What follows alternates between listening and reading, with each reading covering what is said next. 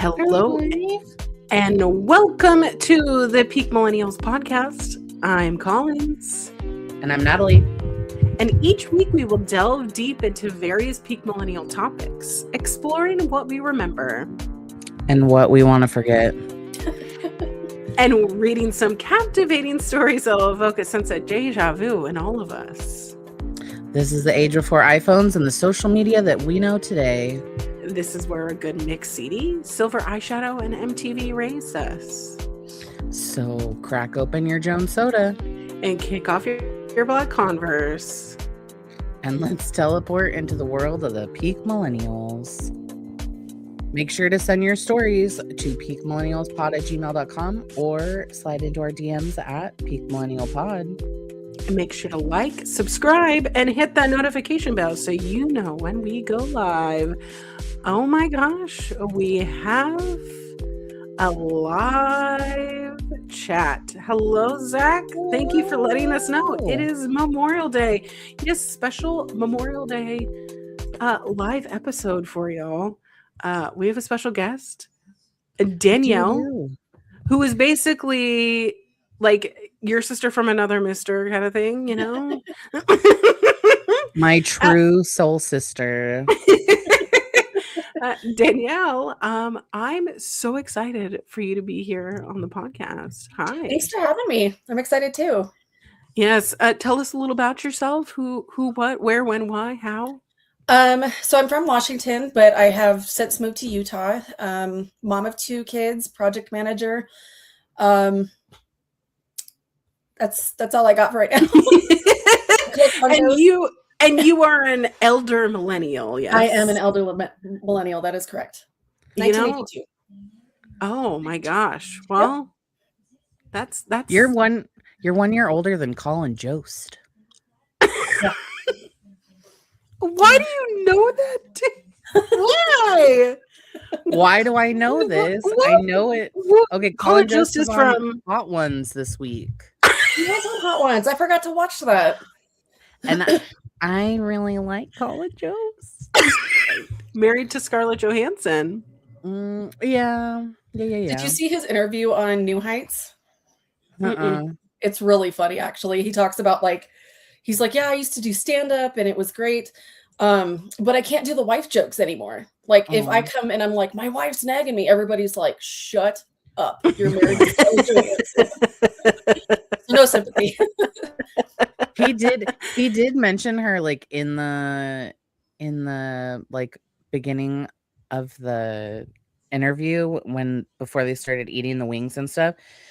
And he was like, oh, did you I asked her for advice and she just said I don't even remember what he said, but he basically said that she didn't give him any advice at all. It's just gonna be spicy. But so little spoiler. No advice. He didn't have any milk on the table at all. He did a full glass of Frank's hot sauce. And I was like, sir. Oh my God. Sir, that's gross. Don't do that. We're a little too old for that. Yeah, a little too old. Have you watched Hot Ones, Cons? Yes, I have. Okay. I love when they have my wrestling people on there. So that's my favorite part. Speaking, I didn't know that he did A WrestleMania spot? WrestleMania, yeah. Mm-hmm. I didn't know that he did that with Michael Che. Mm-hmm. And I was like, and he said he came in second or something. And I was like, how? I guess I'll have to show you. Coming in with the Colin Jost trivia today.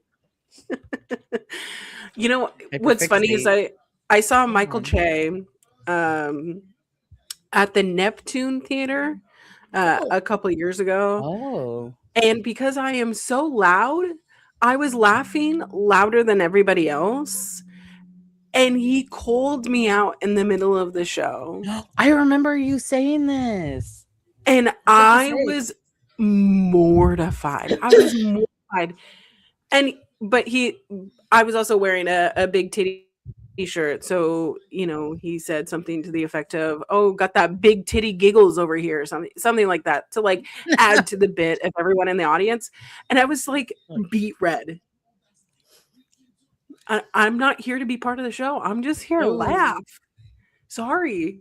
And like the Neptune is like very echoey, so I'm just a laughy gal over here.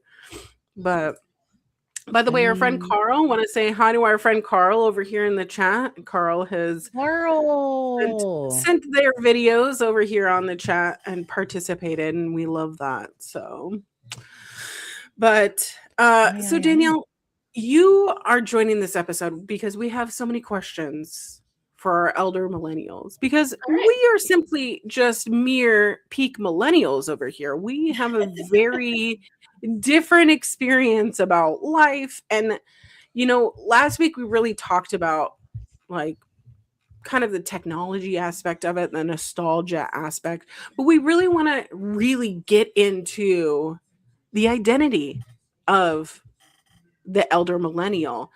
So I have to ask, were you like a celebrity crusher? Did you have lots of celebrity crushes? Mm-hmm. Elizabeth Shue and Devon Sawa were my two big ones. Oh, wow. Yep. I told you. I have no idea who these people are. Oh, really? Devon Sawa, the stand, like from Little Giants? I almost said The Sandlot, and I was like, ugh. He's the ghost in Casper, if that helps. Oh, Casper. Yeah. And then Elizabeth Shue, she's Stories from Babysitting. I think that's the name of the movie. Did I just like not watch any of these things? I don't know. So I watched Little Giants more than I probably should, because I love that absolutely love Devon Sawa and the other guy, the one that was in Brink. Oh yeah. Okay. The one that we talked about him. There we go. Adventures Babysitting. These are my pals, our local establishment where I have had a fun little podcast over there, and I love to hang out with them. So be sure, if you love wrestling content, go over to our local establishment, Adventures in Babysitting. I think I have a weird childhood because there's just like a whole chunk of television that I didn't see because she also plays the main character's girlfriend in Back to the Future 2. Oh, okay. Yeah. Okay. See, but I know Elizabeth Shue from like other movies. She was in movies with Tom Cruise. She was in Cocktails. Yeah. She in Cocktails? Mm-hmm. Yeah. That's what I know her from. Cocktail. But she looks very familiar. Yes. Okay. She kind of looks like Faith Hill a little bit to me. All right. Blonde. No, but don't feel like you're missing out on something, Collins, because to be very fair, like I also didn't see a lot of like the movies that, like, when we talk, Danielle, like you tell me movies and I was like, I have no idea what those are. And then I talked to Brian and he's like, did you grow up like under a rock? Like, I had never seen like The Goonies or like The Babysitter's Dead or Don't Call Mom the Babysitter's Dead.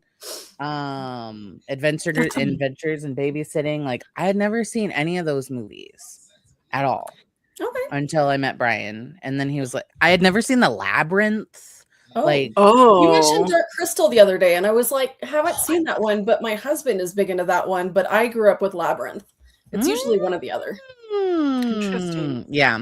The Dark Crystal was like the movie that we watched. I guess that was like the Jim Henson film that it was like the cutoff. Like we either got to see that or nothing. Like that was what we watched. Okay, so that begs the question: what celebrity perfectly represents the elder millennial kind of generation?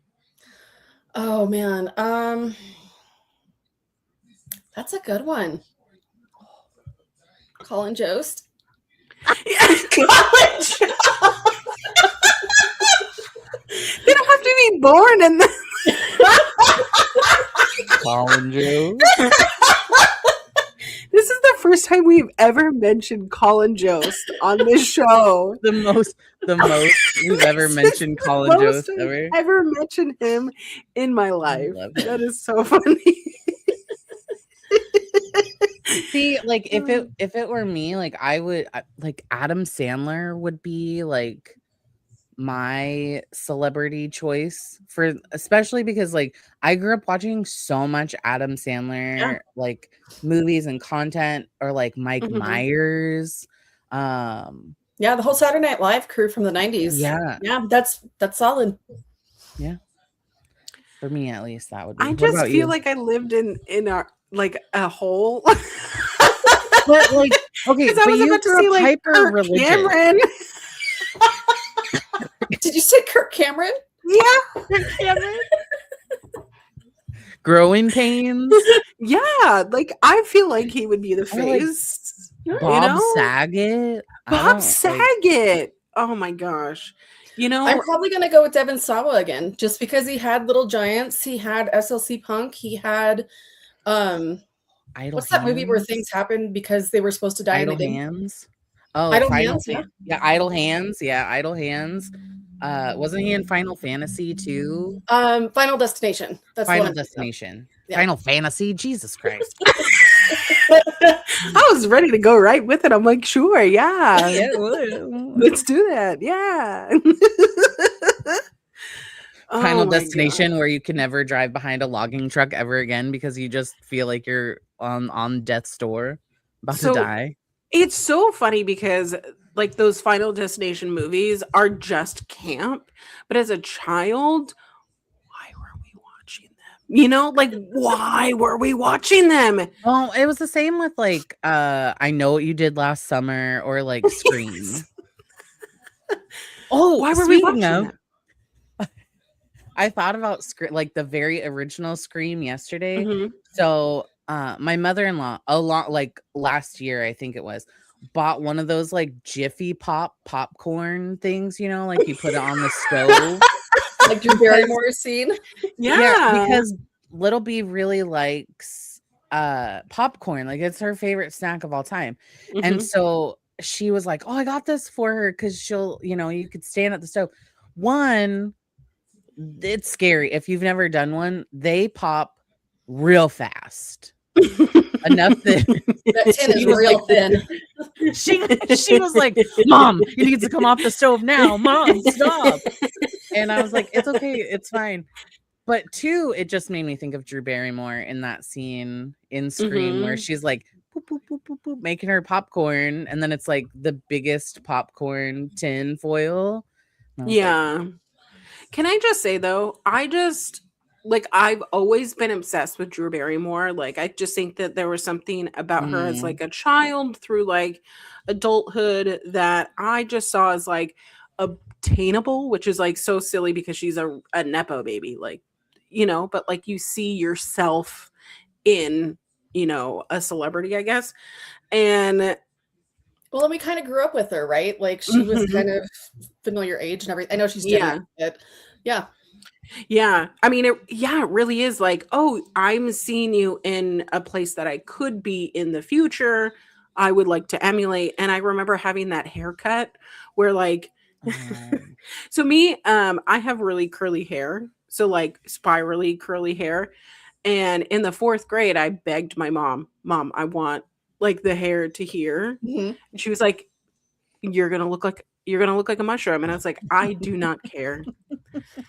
And true to the prediction, because it like it started to ringlet and then it goes out like this, and I literally looked like a mushroom, and I would always tuck it behind my ears, so then and I would like try to flatten it so that it would like go down. Didn't help at all. Oh. But that was one. Okay, that was the school photo that was like the background was like the woodland area, wasn't it? Yes. Okay, but I have a similar. I have a similar story, because I wanted to look like Meg Ryan. I had some crazy 11 or 12-year-old Delulu, where I was like, I could totally pull off that Meg Ryan hairstyle, like the short, I guess, Yeah. like, what is that? Like the Karen haircut. And I was like, oh, I could totally do this. Like, and so we went into Regis, and my mom was like, are you sure? Like, that's what you want to do? And I was like, yes. And she was like, okay. Had the lady at Regis, I took in like my magazine clipping from like, I don't even know, People like magazine. People Mhm. magazine or 17 magazine or whatever magazine it was that I had. And I was like, this is it. And I came out, and I had just started wearing glasses at the time. And then they didn't have like, I don't know, they didn't have frames like this. Everything was like round and Mhm. ovally. Yeah. I came out looking just like Harry Potter. Like, I looked like I just came right out from underneath the stairs. Like, it was so bad. But that was also the year. That was also the year that my parents decided that like old 5'6" me was destined to be a basketball star. So I have these like terrible Harry Potter haircut. Like, my hair comes like up to my ears. They shaved my neck. Like, it was I was like, oh no, this is terrible. Danielle, did you have any haircut nightmares or things like that? So I didn't think so at the time, but looking back on pictures, I'm like, that was a choice. Mhm. So I wasn't allowed to get my hair cut except for one style the entire time I was growing up. Straight Oh. bangs and down to here, and that was it. Oh. So when I moved out on my own, I was like, cool, I'm going to cut my hair like Dexter Holland and Kitty's lead singer had a baby and have that. So I had Yeah. the long bangs in the front, and then it was just spiked everywhere.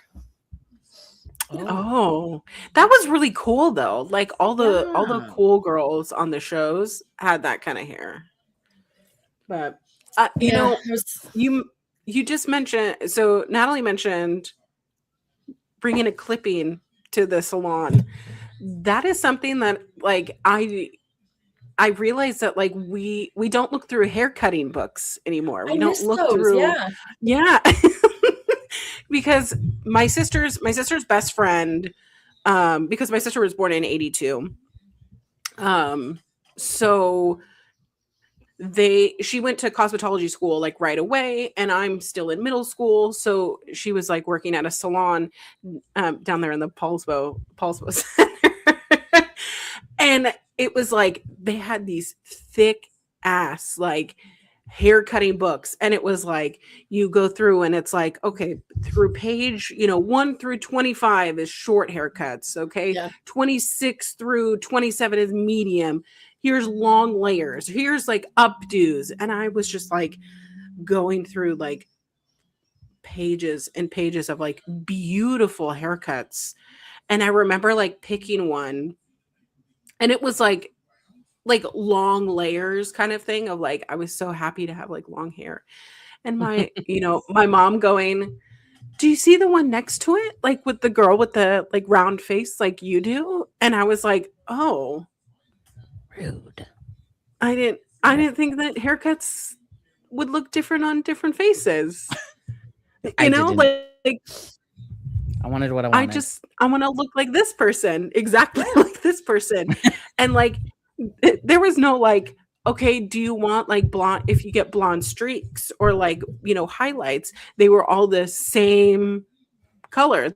There was no like, oh, do you want to be more ashy, do you want to be more caramel? It was all like one color. Yeah. Mhm. It was like black, brown, red, and blonde, and those were Yeah. your options. Yeah. That's it. Those were your options. We never colored our hair like at my mom didn't. We didn't color our hair like at the salon. Like my mom did. Like my mom has Mhm. always gotten her hair done like at the salon. But you know how people say like, oh, we have McDonald's at home. We had hair salon at home. Nice. So we would sit like in the kitchen on like the most uncomfortable stool for Mhm. however long, because like, and I always had really long hair when I was in my like later teens after the Harry Potter situation. Like, and my mom would still do like the cap, you know, with like highlights. So she would spend Yes. hours pulling hairs through the cap so that she could give me highlights in my hair. And she'd be like, we can just do that at home, which was cool because I mean, like, that's great, like, great bonding time. But like, as an adult, it gave me this false sense of I can do this. And I have literally burned so much of my hair off. I am shocked that it just keeps coming back. It's like, I'm still here, friend, still here. But yeah, I liked going to the salon when I was young. It made me feel really cool, but I also had that false sense of like, I'd look at a photo and be like, I'm walking out of here a movie star. Like, Danielle, did you ever do any home haircuts on yourself at all? Oh yeah, lots. There was that haircut that I was talking about, self-cut. Shaved my head once. Tried to do like the A-line bob thing from like Aeon Flex, and that did not work out. But when I used to try to dye my hair at home because my mom wouldn't allow me to dye my hair, Kool-Aid was my jam. Ooh. what? Yep, just straight Kool-Aid. So, like, you put the powder? Tell me the process. Yeah, so you just mix it with water, and please don't do this at home, anybody watching. Okay. Writing down notes. So you just mix it with water, make a paste, and toss it on. I have very thin hair, so it very fine hair, so it didn't take a whole lot, but yeah, it would last for a while, and my hair smelled great. You know, I feel like, yeah, if I put like cherry Kool-Aid on my hair, yeah, I feel like that would smell really good. Yeah. I might need to try that on B's hair. just for science. Yeah, for science. That's fun. Science. If I tell her it's for science, she'd be like, yes, let's do it. I'm in. Let's do it. We're doing it for science. All right. So what fashion trend should never come back from your time in the 80s and 90s? I'm going with the solid fanny pack. The fanny pack. What do you got against fanny packs? I can't get on it, man. It just reminds me of like, you remember like the mom jeans skit on Saturday Night Live? It just, I don't care how cute they are. It's just that, like, over again. Okay, but do you mean like fanny pack on the hips? Yes. Okay. Because like, what if you like cross? I love that. I'm in. Okay. Cool. Yeah. Cool. So you're about to make your brother really sad. Because he for sure has a fanny pack. Oh my gosh. So our local establishment over here is talking about rock goth style and I shaved all my hair except for the bangs, which at the time were long. Oh my gosh. But like spiky hair. Oh my gosh. Like, yeah, it was like I think it was like a Liberty Spikes in the front type situation. Oh my gosh. And a lot of Liberty Spikes. I would have never have put that name. There was a guy in our school that had a very similar hairstyle. He hung out with do you remember Jackie Lou? Like, love Jackie hung out with Jackie Lou and I forget her partner's name. I forget his name. Anyways, I forget their name. Anywho, so they had a hairdo like that, where it was like all shaved and then 3 spikes. You know, it's so funny, like the process of like getting ready for school and like either high school, middle school, whatever. And like I would just look at people and be like, you got up early and you got ready.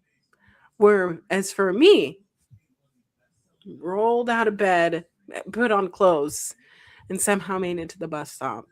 Danielle, what kind of kid were you? I was a combo of both of those. So I would either dress up or I was rolling out of bed in pajamas. So that fun haircut that I was telling you about with the spikes and the long bangs, super cute when it's not done. I looked really like a little Dutch boy. So it was just like flat and just, yeah. And it's funny because one of my friends from high school, she was posting stuff, like videos and stuff that she took for the school when we were in high school. And there was one where she's interviewing me and I'm like, take this off the internet immediately. You know, It's like I your hair is just like going in all directions. Like, Oh no, it was like okay. straight flat, but Oh it dried from no. bleaching it, so it just like it was not cute. I'll send you a picture, but it was not great. Okay. Yeah. I'm a I wait. do have to say, like, I mastered the top knot, like, especially in high school, because it was just like, I can't be bothered here. But when my hair was short and it was too short to like put up in a, messy bun or whatever, those would be the days that like I wish that we could just wear hats at school. Like Yeah, why were we not allowed to wear hats at school? I don't know. Are they I now? Are think they that is that a there's thing? They no, can you can wear whatever you want now. At Okay, so least people wear here. hats at your daughter's school? Yeah. Okay. I just can't think if Yeah. there's any at mine. Yeah. I Um, like remember like there would be people in like first period and they would be wearing like a beanie or like a hat or Mhm. whatever, and the teacher would be like, "You need to take your hat off," and they'd be like, "No, I'm not doing it," and they would get fighting put over in a hat. detention. It makes me think of like Princess Diaries when like Mandy Moore's character is like, Mr. So whatever, Mia's wearing a hat. And then you like take the hat off and her hair just like lusciously falls out. And they're Right. like, amazing. I want to do that Yeah. just to have that effect, you know? No, if I put a hat on for 2 seconds, it's like everything's like going in the opposite direction. No, I mean for Joe, like her school, you can truly wear whatever you want to wear. And even at North, when she was going there, like also could literally wear whatever she wanted to wear. But like I don't know, maybe it makes me old. Maybe I'm getting to like an older stage because I look at like certain stuff that like kids wear to school now, and I'm like, ugh, gross. Like, why are you wearing that to school? Like, all like everyone, and like as a person who spends a lot of her time in like sweatshirts and leggings and stuff, like I get it. But I find that like everybody, they're going to school and they just look like they truly look like they went and crawled right out of bed. Like they're wearing their bed clothes to school, like baggy sweatpants and baggy pajama pants and Ugg slippers and or like slip-on slippers or Crocs or slides. And I was like, give me some of that time where like you put on that freaking Abercrombie polo and those silly ridiculous American Eagle jeans, and you know, like give me those times where like you could tell that the girl, and this is, I don't think that this happened, maybe this happened during when you were in high school too, Danielle, but like when you had like the wet to dry bangs where it was like stitched straight with like the crunchy mousse, like give me that Yes. back. Like, but That was me. Natalie was specifically talking about me. I was, yes, I Did you get was. like the big like tub of gel? Yeah, it was the That was the big, best. you know, it's interesting because my mom has blonde straight hair. My Mhm. sister both had straight hair. Yep. I came out with brown curly coily hair Envious because my every day. dad had, you know, my dad was in the Navy, so you never saw like the coiffed of hair, but there were like pictures of him in the 70s where like we have the same hair texture. Like it's literally the same. And my mom's response to that, because she always told me I had like a rat's nest, or it looked, because I hated Rude. brushing my hair, and I still hate brushing my hair, I'll Yeah. be honest. But it's the thing of like I have like 2C hair, like it's like beep beep beep beep beep beep, and like there is necessary like haircuts that have to be done, like specific products. And I remember my mom, because my sister's best friend, went to cosmetology school. She was like, she needs to go to like a beauty supply store and like go to like the black girl, area, Yeah. which like in Kitsap was like one specific beauty supply store, and it was in this back corner. And that's where I got the big tub of gel. And I was like, this will do. Yeah. And I remember it being like $20. Oh. And I think it was green, like that green Yeah. color. Like it was neon blue, neon green. Yeah. Yeah. And I, like that I love hearing that, like, like, feeling of it, but also like getting like specific like shampoo conditioners that like I wanted to be using the herbal essences, but it would always leave my hair feeling like depleted of moisture. So Really? Okay. yeah. Whereas I was opposite, and I had to use the mane and tail. Like the mane and tail in the big giant white and yellow bottle. And I would try and like scrunch it with, I was like, maybe if I use more gel or more mousse, like it'll get something. And it's like, and it would just be like a sheet of just like flat, crunchy, like, but both of my sisters, my older and my younger sister, both have curly hair and I have straight hair. And I was like, could I have some curl, please? Could I have something, please? No. But Brinley's hair is like yours, where it's like curly, because Brian's hair is curly too. So like that's a learning curve. Family of curls. And like, not that you're seeking my apologies in this situation for your mom's like piss ass behavior, but like I'm sorry, because I literally relish in her hair. I'm like, let me do something with it. I love it so much. That's so let funny. me just, and she's like, leave me alone, Mom. Leave my hair alone. So Danielle, I want to know what trend has come back that has completely shocked you. I'm gonna say the A-line tank tops over jeans, like the dress looking ones. Yeah. Oh. That one I was like, oh, I thought that was gonna stay. I thought it was gonna go away. Get back there. I have a story about that too, though, because Joe went shopping with my mom a couple weeks a month ago or whatever, and she was like, I found this tube top that I loved, and I was like, oh, you did? Like, cool, friend. And she was like, yeah, it had one of those hems that like went like this, and I was like, oh no. Not the A-line tube top. She was like, it had like this like handkerchief, and I was like, not the handkerchief tube top. Yeah, my daughter, she was so upset because I threw out a bunch of my clothes for beginning of COVID, I think. And it was all of like the club wear, the heels, the boots, the big tank or the long tank tops that were not dresses and stuff like that. And so now that it's back in, she's like, you're not allowed to throw away your clothes ever again. Ever. Okay. I love that. Did that yesterday, though. She goes, Mom, could you, I really want to like, have you ever seen those t-shirts where they, like cut the collar off and it like lives off the shoulder? And I was like, I had to walk away. I was like, do you know me? Do you know me? You're like this? Like this?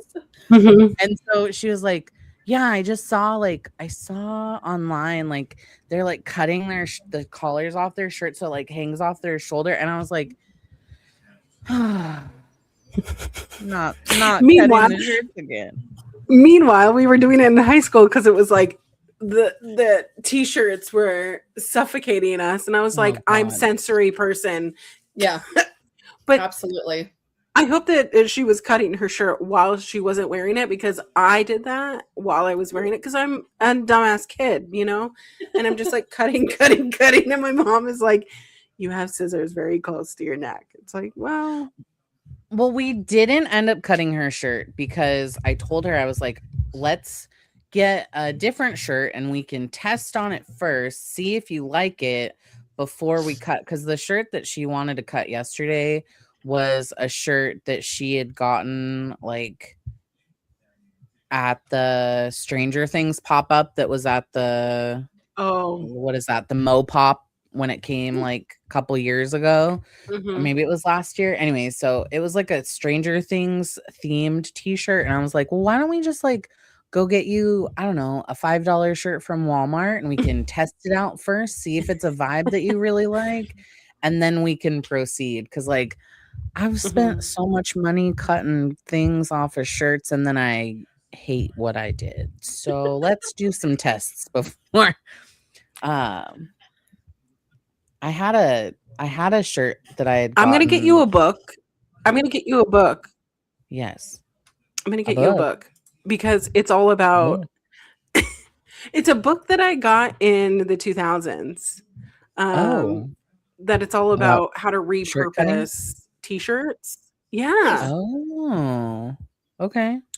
I'm But down. you can make like shirts, halter tops, skirts, Oh, bags. Yeah. If she's interested, oh, you know. yeah. I mean, I'll give it to her. Yeah, that's a good Yeah. one. And I was wildly surprised that some of those like Scholastic books are still in print because in my brain it's like, oh, that lives in 2001. That lives in Yeah. 2000. Oh, like the American Girl doll book, Yeah. the Okay. My Body. I'm sorry. This What? is my body. Have you never seen that? Okay, hold on. There's a book that American Girl, like the American Girl doll company came out with, and it's called like the Body Book. American Interesting. Girl Body. But it's all about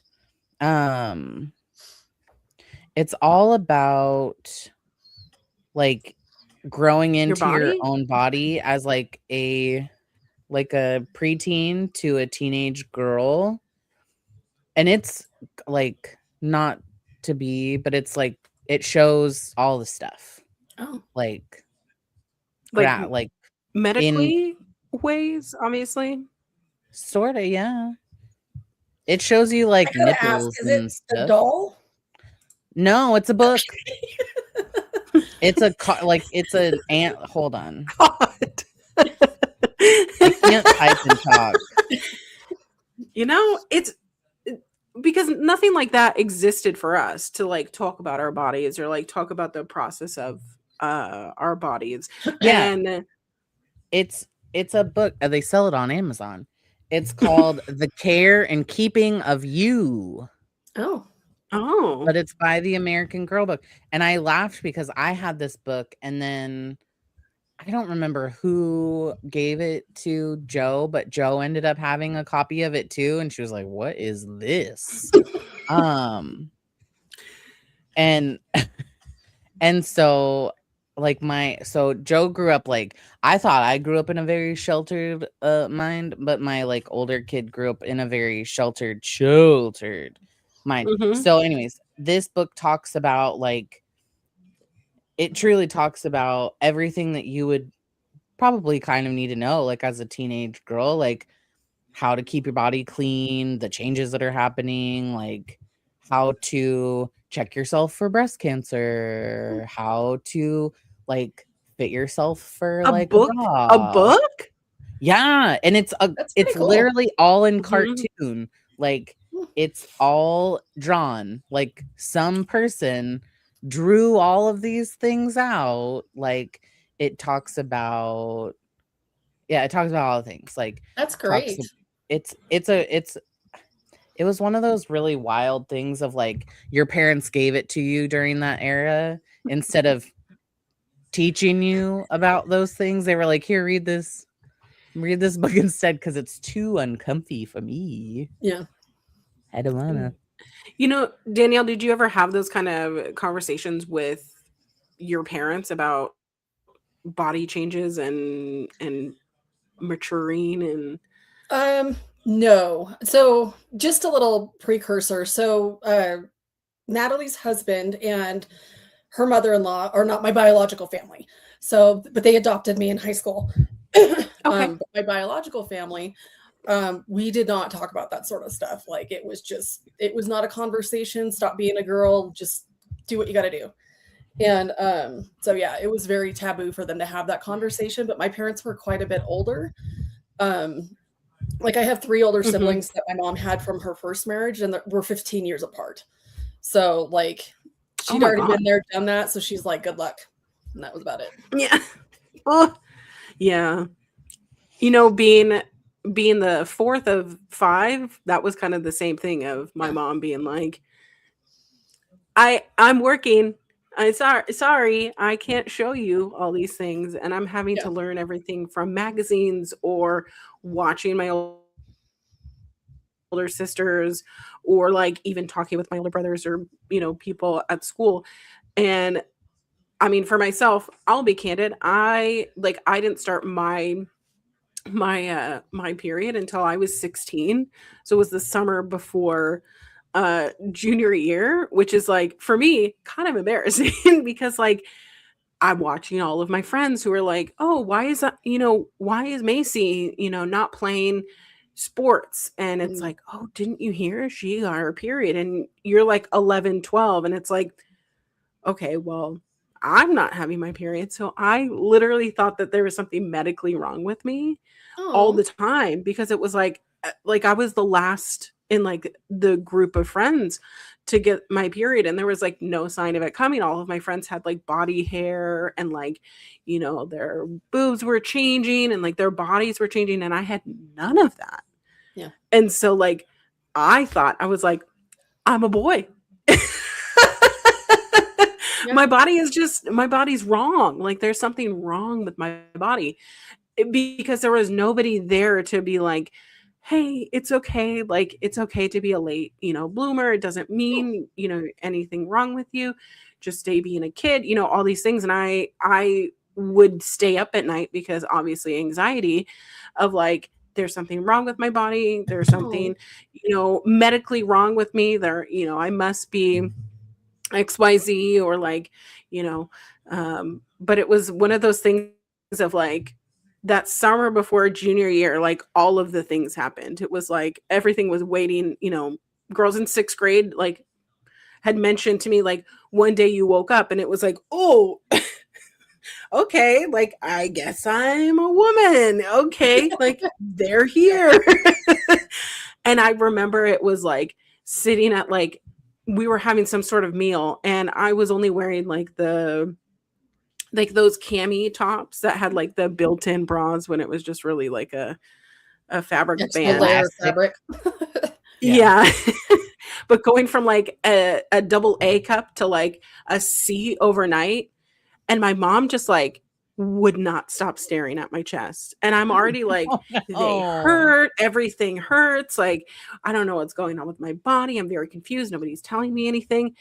And then it was like my sister picked me up from volleyball practice and I told her, I was like, um, so mom's gonna be mad at me because like I got blood on my new shorts. And she was like, "Well, what do you mean you got blood on your shorts?" I was like, "I don't know, like something's happened like from my butt. Like I think something's happening with my butt."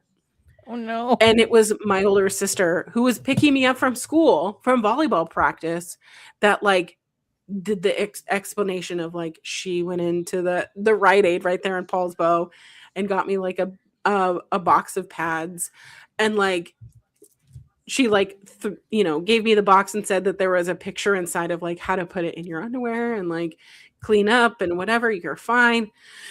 And it was my grandmother who like took me to go get my first bra, and it was just like all these like things that were happening at once that I was like, so this is what I've been waiting for. Well, I'm glad you But had your sister and your grandma there for you. That's really awesome. You had that support system. at least there was that. Yeah. Otherwise, I would have been, okay, having to figure it out yourself. And I've heard stories of people being like, I had to buy my first, tampons and, pads and all the things because it's like nobody did that for me. Yeah. Nobody had that prepared. So it's interesting. It's interesting how things have changed too. Of like there were actual classes and now books and things to Mhm. like help prepare people. But all right.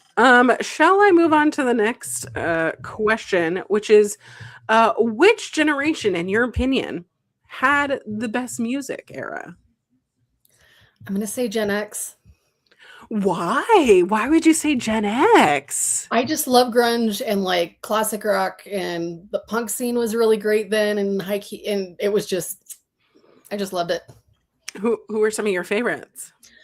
Um, so as far as grunge goes, the Standard Four from Seattle. Um, and then for as far as punk goes, I was pretty well into like SoCal punk, so like Pennywise, NoFX, Offspring, those kinds of bands. So Rancid, Did you Bad go to a lot Religion. of shows? Hmm? Oh, sorry. Did you go to a lot of shows, I like did, yeah. punk shows? Yep. They I were love fun. that. Yeah. I mean, you had mentioned that you like had clubbing clothes, so I'm assuming you went out, you went So dance. And, my clubbing clothes were, so I Mhm, went out a lot when I lived in Seattle. So my clubbing mhm. clothes were when I was in my 20s. So Oh, it wasn't actually going to clubs, but it was like going to bars and dressing up for those and all that stuff. I have never been like a club fan. It's just, yeah, it is not my thing. Um, there's a lot of people touching your ass and groping you, and it's just, yeah, no touchy. yeah, yeah. No touchy. It's an it's interesting that you say Gen X has the best music because I feel very like very connected to Gen X music as well because I felt like it was like taking what previous generations have done and really made it into like something tangible, something like a little bit more, I don't know, meaningful, I guess. Whereas like listening to some of the music now, I'm like, and this is so void of emotion. They're all Yeah. monotone. I mean, I'm Mhm. not dogging anybody's taste, but it's like everything my daughter listens to, it's like they're mumbling at the same rate continuously. Mm. And I don't know what's going on. What was the thing that I sent? I think I sent you Danielle about it was like Drake and it was like this is what it sounds like listening to Drake and it's just like to a sound of music and it was like I went and bought a new pair of shoes and the shoes were yellow and then I wore the shoes and then the shoes didn't fit and it was like this is what it feels like when I listen. I'm like, what am I even listening to? What am I listening to? And I have to agree, Gen X music was probably some of the peak, but we listened to that was what we listened to a lot growing up was it was like peak 1077 the end Mhm. had some of like the best in my opinion it had some of the best radio because after a while it felt like popular stations at least in like the Seattle area where we all grew up was very like the pop stations played like the same music. So if you had like Smooth jazz. smooth jazz, oh god, that Mm. what my dentist listened to. And it was just one of those things where you just felt like you were listening to the same 6 songs over and over again. But um if you went over to like the alternative station, like Mhm. you heard songs that you wouldn't really hear anywhere else. Or Yeah. Mhm. what was the There was what the was that? Monkey Brothers for 89. a while, Oh, yeah, the monkey and then or what? KISW was the other one. Yeah. Yeah. And then there was what 89.5 and that was like the techno station. The public radio one where they would play Yeah. techno and like Yeah, small yeah, little yeah. punk bands. Yeah. See, and I'm such a like while I do love Gen X music, because I do love myself some like 80s tunes. Mhm. Um, I I will always and forever be a diehard like early 2000s emo kid. Like Nice. always.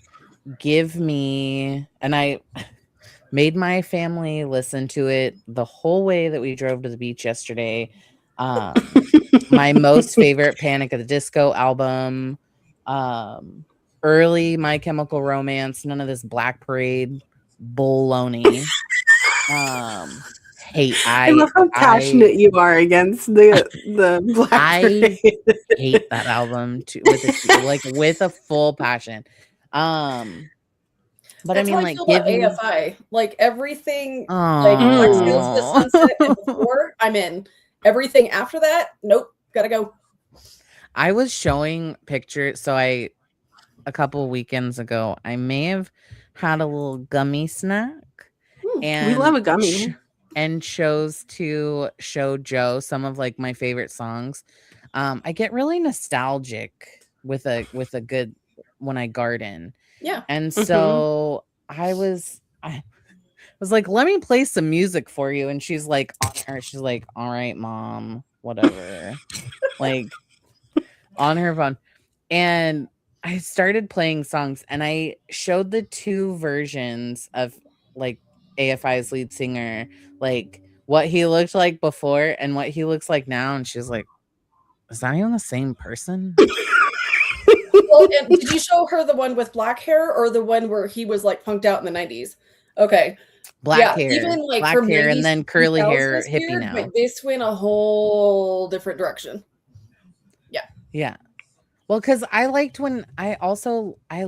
when he was when they were in that like early punk stage, when they were doing like small venues. But then and then it kind of like went into this, like I went into Under Oath, and then I was like, ooh, Under Oath might be a little too heavy. That's my guys. Might be a little too heavy for right now. So, and then we jumped into like Alien Ant Farm. And I was like, absolutely love. So I will always be, for as much as like I love bubblegum, like K-pop, I will always be an early 2000s like emo girly forever. Good on you. Good. We love that. We love it. And I hate the Black Parade. I will never love it. But like I won't stick on this very long because I will get on the floor is yours now. I hate that they made so much good music. Like they made significantly great albums before that. Their first album was like this hyper gothic vampire rock that was so good. And then they made 3 Cheers for Sweet Revenge, and that was so good. And then it was like, oh, but Black Parade comes out, and they're like, yeah, it's so amazing. And it's like Black Parade has some, like in my opinion, it has some okay songs, but like the hype is not there for me. It's not there for me. Yeah. But anyways, I want to know this one though. I have a question. Because I could answer this for myself, but I want to know like your feelings on this one, Danielle. Can you tell me a movie quote that lives like permanently on your brain that just like you use on a daily basis? The one that comes to mind is Flying Little Fuzzy Little Molotov Cocktail, and it's from Biodome. I love Pauly Short. He's also, the love of Pauly Short in our family is probably one of my favorite things. It's deep. It really is. Okay, Collins, question you. What movie quote lives permanently in your brain? You're killing me, Smalls. I say that a lot. I say that so much. It's interesting how different quotes just become like part of your lexicon or whatever. But I'll say that, and people who don't know about, You're Killing Me, Smalls, anything about the Sandlot, like there are whole generations of people who don't know anything about the Sandlot, and that sucks for them, But I've never seen the Sandlot. I've never seen really. Oh my god! I might go force him after this. I've never. Yeah. Girl, you need to see it. It's so fun. Yeah. Okay, movie night. Movie night. Woo! You have to come into town just for that, Natalie or Danielle. You Why guys did I should just come call here. you Natalie? We could. Ooh. Well, We because they could. always have, because it was filmed in Utah. So the field that it was filmed at, they always have like a 20th anniversary or something going on I'm where the sold. cast is always I'm there. sold. Okay, packing my bags now. Love it. Good. All right. We've sounds made the good. drive. It's a drive. It's a Listen, fun if drive. you drive, I will provide the snacks and chip in for gas. I'm not exactly what you would call what a good driver or someone who technically should probably have a license. But here I am, a license holder. You know, I mean, I think I'm a pretty good driver. So I just like I go in between like irritated because living in New Jersey, I lived in New Jersey for about 10 years. Okay. And so operating a motor vehicle on the occasion, I flip out the middle finger so often and I'm yelling out my window. And like sometimes I'll have to be like, oh, people are on are always on the news for like a road rage incident ends in, a fiery crash or like road rage incident. Like people get in trouble for that. And I should probably check myself before I wreck myself. Or the opposite side is I drive like a grandma and overly cautious. Yeah. And yeah. So I won't drive, but we'll have a fun fun journey there. Plus we can do all the Sandlot things. Love that. I love can I that. tell you mine? Yes. Yeah, I was about to ask you. Yeah, what is yours? It's too hot for a penguin to be walking around, and that's it's from Billy Madison. Oh, okay. It's when he's like drunk driving like the golf cart around and he's like having hallucinations. Yeah. Or I guess it's Nudie Magazine Day, which is like, it sounds so terrible to like It's just Nudie be like, Magazine Day. Nudie Magazine Day. Yeah, that's or like it's poop again. That one's a good one. I've seen that movie too many times. Oh my gosh. Or I think one that's like popular in our house. Like we quote a lot of random things, at least in our house. Another one is like, make me a bicycle clown. And that's from Wedding Crashers. Nice. What? Okay, we just rewatched Wedding Crashers and I was like, oh my God, like I don't think that this really would have blown now, but like It didn't age well. no. Yeah. And I looked at Vince Vaughn too, and I was like, man, I had such like a boner for Vince Vaughn for a really long time, but I was like, ooh, you look old, and this was a long time ago. Why? Who are you? I don't think there was ever a time that I was like, wow, Vince Vaughn was really hot. Except in that movie, The Breakup with Jennifer Aniston, where I was like, why is him being an asshole to Jennifer Aniston like so hot to me? Like him being I had no like, why do we have so many lemons? What's wrong with me? So many lemons. I always laugh. I'm like, my variety flavor of life, I guess is a way to describe it, is so vast. Like it has there's no limit. The limit does not exist in my world. I'm like, I don't know.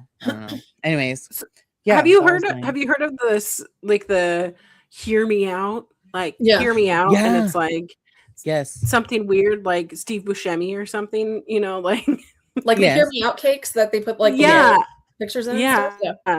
Do you have a hear me out? I don't know why, but I thought of Scrooge McDuck.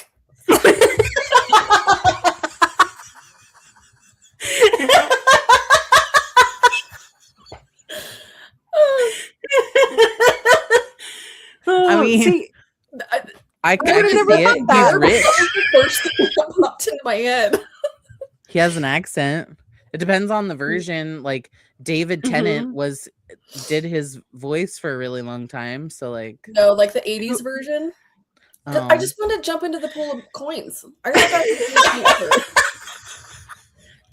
Honestly, same. Would love that. I'm not in that boat with you. I love you both, but like, you know, my mind is like, ow, that hurts. Ow. Yeah, for some reason that didn't click with me when I was a kid. Yeah, it doesn't hurt because the ease that it just like and the splash and everything else. Yeah. And like, see, I'm also now as an adult being like, oh, think of all the germs, all the people that have touched all of those coins. That would be disgusting on my body, especially since he didn't wear pants. So yeah. Okay, who's not pants? Who's your hear me out, Collins? Krillin. I mean, I have a tattoo of Krillin from Dragon Ball Z. Okay. He's small and bald and gets in everybody's way. Is he the one that carries the cabbages? The cabbages? No. Is he not the cabbage? Krillin is the bald one with the dots on his head. I never watched Dragon Ball Z. Not my anime flavor. One thing about Krillin is that Krillin also is hot-tempered and he goes into battle unprepared, which means he is a perfect distraction. But like it's a good thing that like Goku, who's the main character, like is his best friend to like get him out of sticky situations, because you know how many times Krillin is at the bottom of he's at the bottom of like a crevasse, like injured, and Goku's like, that's it, last straw, I'm gonna annihilate it. Like he's just, and he pulls Android 18, like who's hot. She's hot. But he was my crush. Anyways, who's your hear me out, Natalie? Shrek.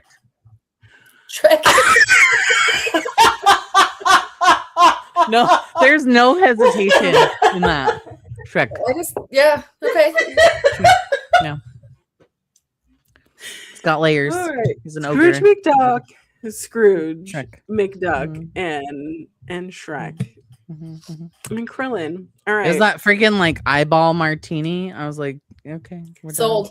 Sold. He'll save me so much money at Bath and Body Works. I ain't got no.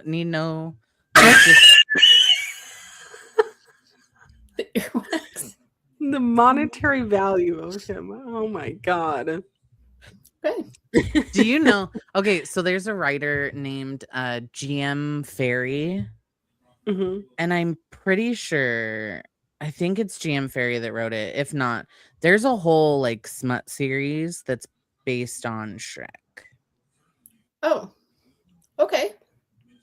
I haven't read it. I haven't read it. I don't have any. I haven't read it yet. I'm still trying to get through the Dragon Horde one. Yeah. Didn't we talk about this last week? Yeah, we did. But you're just gonna drop that here. Well, I do want to know, Danielle, what is one thing that you think millennials are unfairly blamed for? So I don't know if it's generational, because like the past generation always blames the next one and it just is kind of a snowball thing. I'm going to say wasting money. Oh. I don't agree with the fact that millennials just waste money when we've been in a recession for more times than not in our adult lives. Our whole life. Yeah. It's always interesting, especially hearing like, my parents were boomers, so it's like hearing them, oh, you're just spending all your money on coffees, iced coffees, and, those avocado toast things, and you're always going out to eat. And it's like, shall we evaluate your bank account? To be fair, I think in certain situations, it costs less money to eat out now than it does to actually make food at home. So like if I can like go ahead, sorry. No, I'd agree. I'm in. Yeah. Yeah. So, I like I'm only a family of two. Like, it's myself and my husband, and what was it? We went to Taco Bell the other day and it was like $50 Right? Isn't that for wild? I isn't don't that crazy to think understand. about? Like, you used to be able to go, you could go to Taco Bell and spend like $7 Mhm. and be like $15 for two people, and you're like, this is a lot of food. Yeah. Mhm. And now just like a meal, like their meal plus Mm. included with the drink, it's like $17. And then if you split like, one other thing, it's like, how did we get here, Yeah. hmm But On a side note, did you try their double-decker Crunchwrap? no. You should. It's good. Oh, I do love a It's crunch wrap. like, yeah, it's like the part where it's like the meat and That's the cute. hard shell, Mhm. like the tostada thing. They double it up. I It's love Okay. good. that. Take You off know, the it, sour cream. We're good. my Delicious. my niece's high school job was Taco Bell.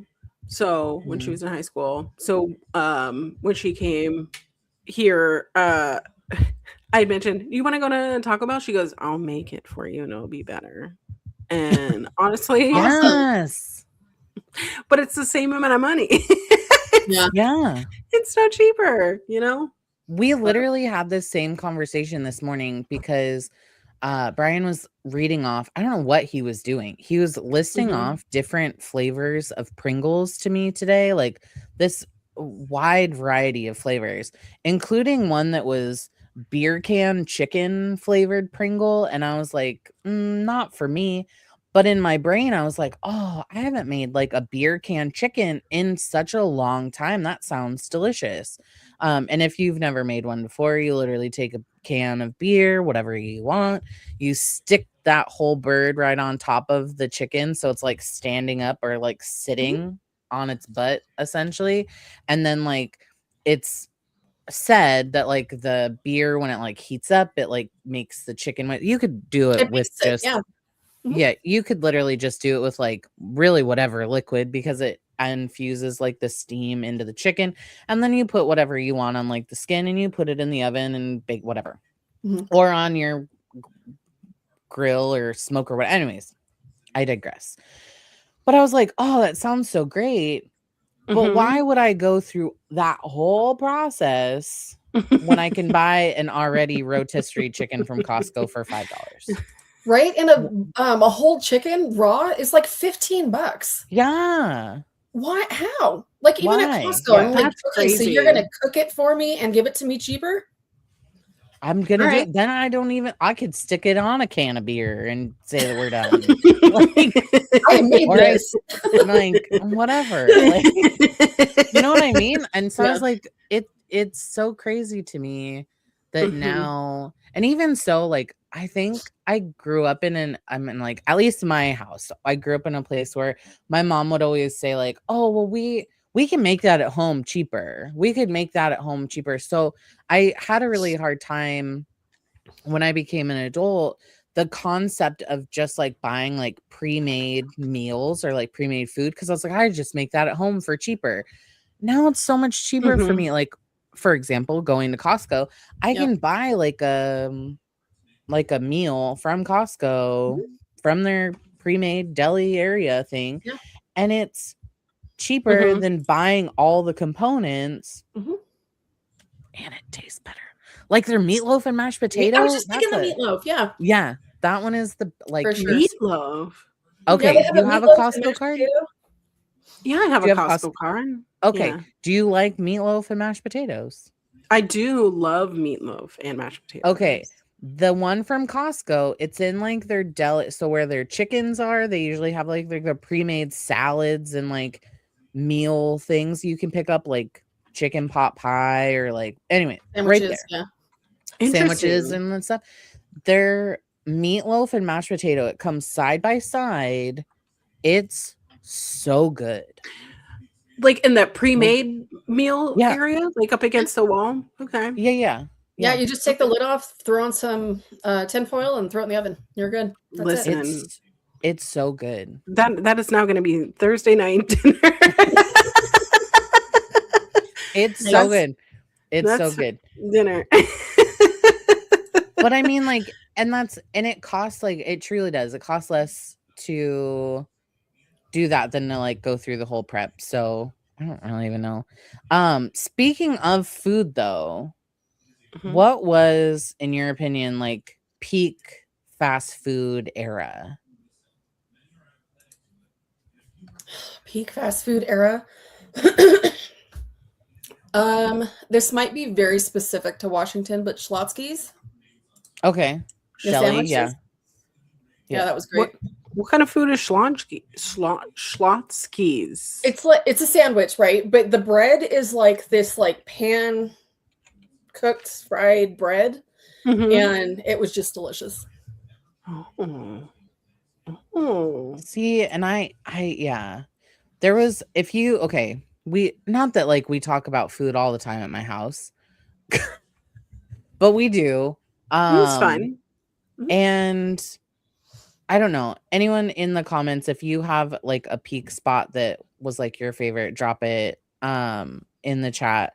But one thing that I never had but was like a big thing like for like Brian was Boston Market. Did you ever have Boston Market? Yeah, I love your calling, and it was just like soggy. Yeah, soggy. Yeah, you know, we never had Boston Market, or it's never. The first time I went to a Boston Market was in Boston. No, it was actually in Pittsburgh. And it was like when I first had moved to Pittsburgh in 2014, I was just like walking around the neighborhood to see, and now knowing that like this neighborhood that I was living in was kind of there, it's where like a bunch of streetwalkers. It would be like Aurora Avenue kind of, okay. Like midnight ladies. So like walking midnight out during the day dancers? is but walking around is a little sketch like during the day as well. But I was just like, it's bright and sunny day, and I go into this Boston Market, and it was like they had the heat lamps that you could hear the hum of. That it was just right, and I like walked in, and I felt like I was walking in to like activity that shouldn't, like I was interrupting something. And it was like there were people like at a table that like all turned around when I walked in, and it was like, should I leave? And I was just like do in my own delusion. Did you walk in like on a mob, on like a mafia meeting? Like that's what I thought was happening. I was like, I just am here to get some potato, like mashed potato. I love mashed potatoes and gravy, but it was like mashed potatoes, gravy, and corn. And I was like, that's all I want. Okay, bye. And I left, and I had told one of my coworkers, my new coworkers, I was like, yeah, I like went into the Boston Market off of Liberty Ave, and they go, oh, you don't go in there. Everybody knows you don't go in there. Because if you ever show your face in there, like people think that you might be associated with activity that goes on there. And I go, what activity is going on there? I just moved here. So it was one of those things of like, you cross the street, like you don't want to be associated with the Boston Market on Liberty Avenue in Pittsburgh. Right. See, but like the commercials for it always looked amazing, but we never went there because we were like diehard. My mom worked like right next door to the KFC in town, and so that would be like Wednesday night. I think Wednesday night had like some special coupon or deal or something, and like if you know like a boomer mommy, they love a coupon. They love themselves a coupon. And Absolutely. So she would go over after work and like do their coupon. But I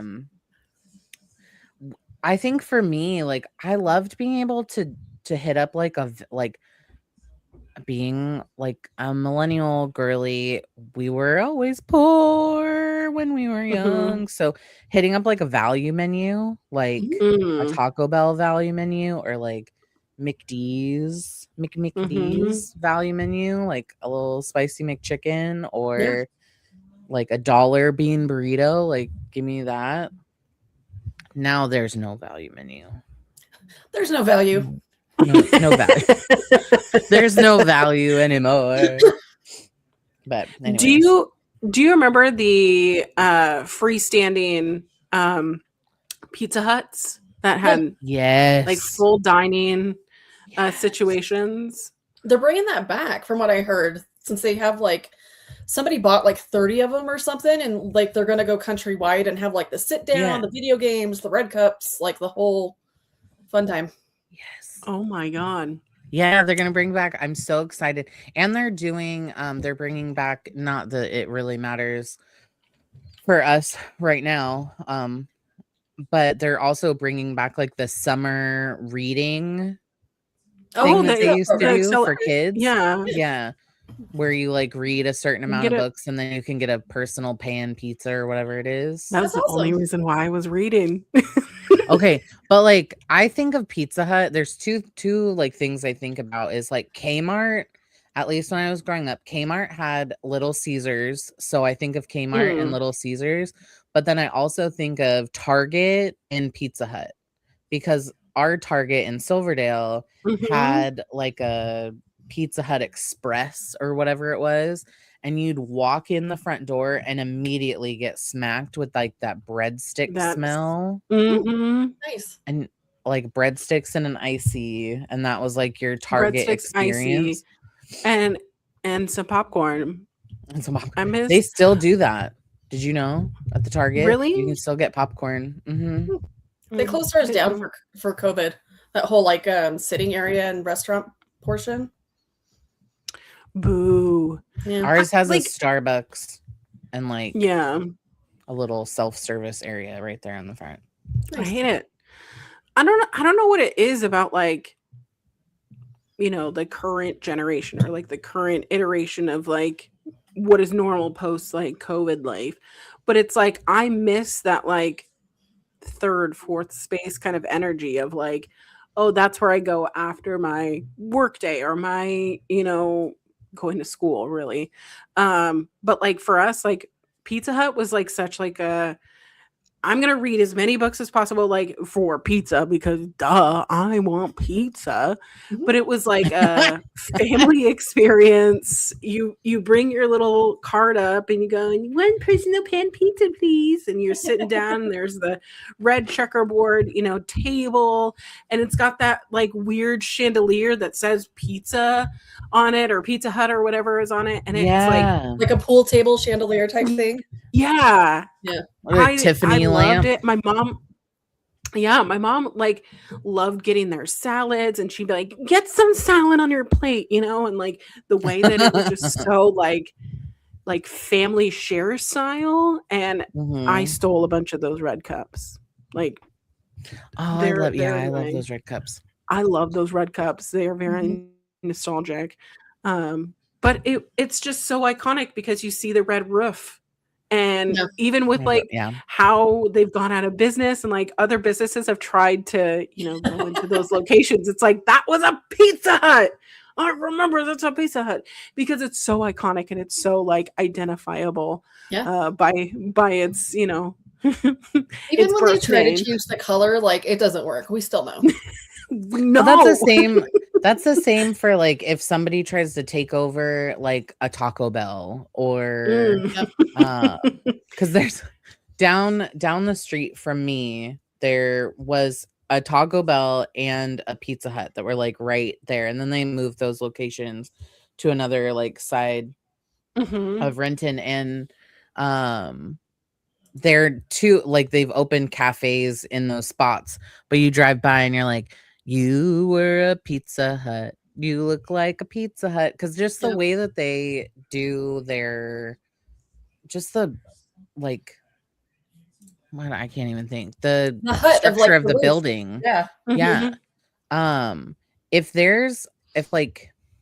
if that kind of stuff interests you at all, there's a really cool channel on YouTube. And now I can't even think of. Oh, the series is called like Abandoned or Bankrupt. Oh, Bright Sun Films. Sorry, I had to scratch my brain for a second to think about where I was going with that. Wasn't that But at there's all. a creator called Yeah. Bright Sun Films, and he does primarily like bankrupt companies. So he did like Blockbuster and Discovery Zone and like a bunch of other like airline companies, but he also does like abandoned. So like if companies just like shut down without a whole lot of anything, he goes into like a lot of that history of stuff. So I think he did some stuff on I think Pizza Hut. But I know that he talked about different other companies too. So it's a cool little. I love some random trivia.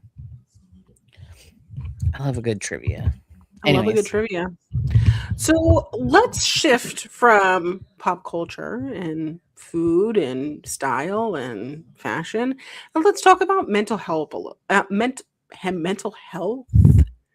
Jeez, I don't know why I stopped. The health there. Of our mental, the health of our mental. And I know that like that's something that I know that a lot of previous generations haven't really talked about is mental health and life and thinking things a little bit more introspectively. So, Danielle, for you, do you feel like the elder millennial generation talked openly about mental health growing up? What is it like now as an adult? And how do you feel right now about mental health? So growing up, ADD at the time was really popular with boys. If it was with girls, it was just because you were out of control and had no discipline. But with boys, it was just, hey, let me pop you some pills and call it a day. Yeah. So I think with girls with that mentality grew up saying, hey, I don't need this. And then that's where a lot of women now are getting diagnosed with it because it doesn't present the same way. But I think as far as like depression or anxiety and stuff like that, I don't think it was talked about enough. Because I had a lot of friends in high school and stuff that had a ton of anxiety, and they were and some of them were depressed, but it wasn't something they could freely, openly talk about. And I don't think it's for shame purposes. I just don't think they had the words to say what was going on. Versus now, I love where it's at.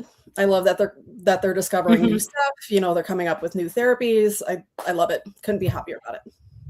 I do. I mean, it is interesting. So I was diagnosed with first just ADD when I was 13, which my parents did not think that. They were like, you're just lazy. You're just. Exactly, right? You daydream all the time. They always say my head is up in the clouds.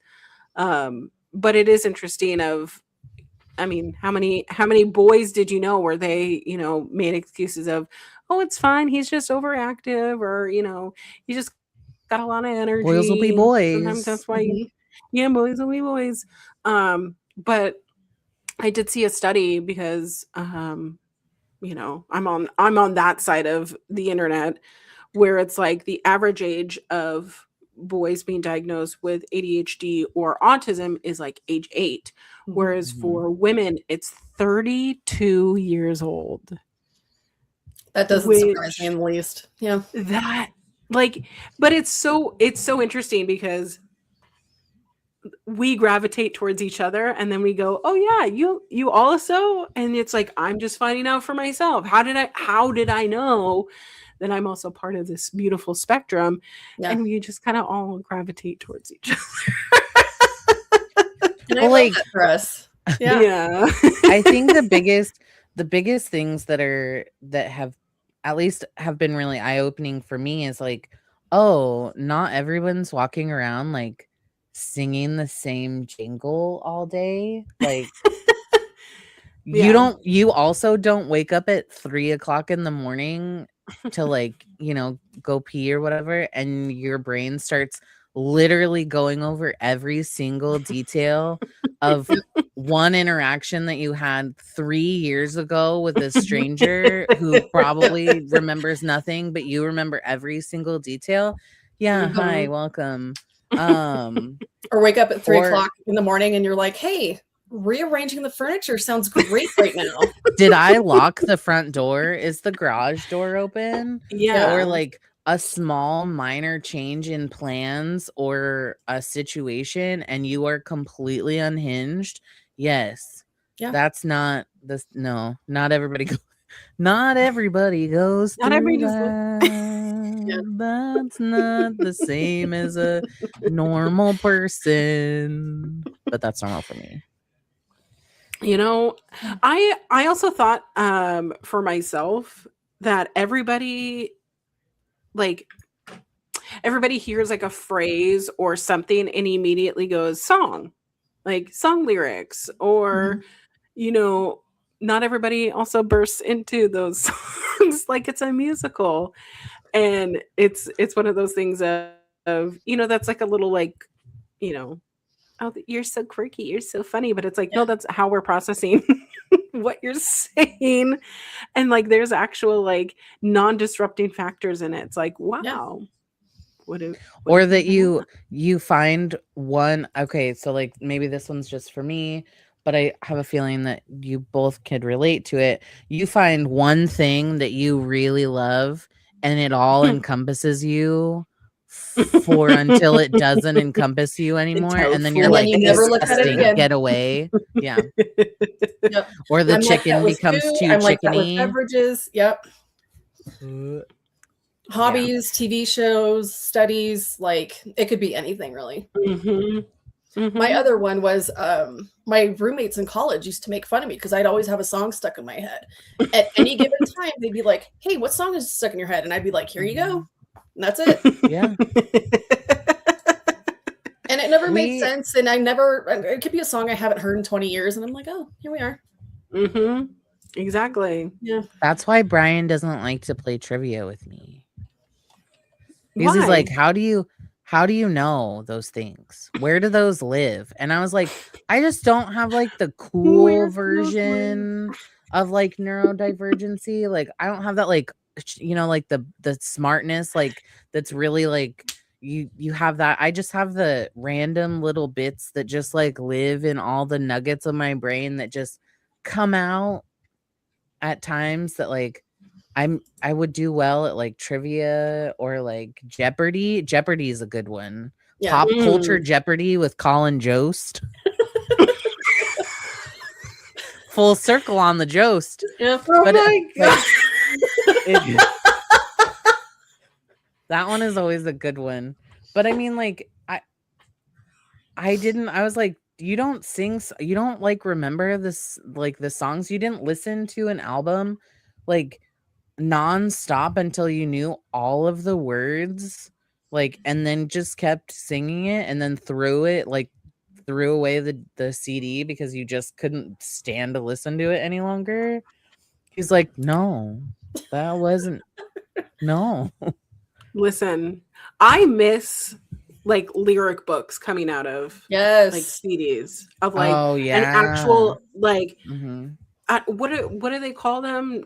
Insert pamphlet kind of thing where like everything was it's just an insert. Lyric books, or the lyric inserts maybe. Yeah, and now they're just like because I recently had bought in a CD, and it's just a picture and like a something on the back, and I was like, really? Like we would get like handwritten lyrics and like stylized, and then you open it up and it's like a little poster and like.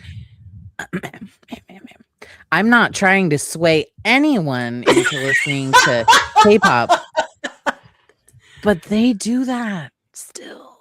Nice.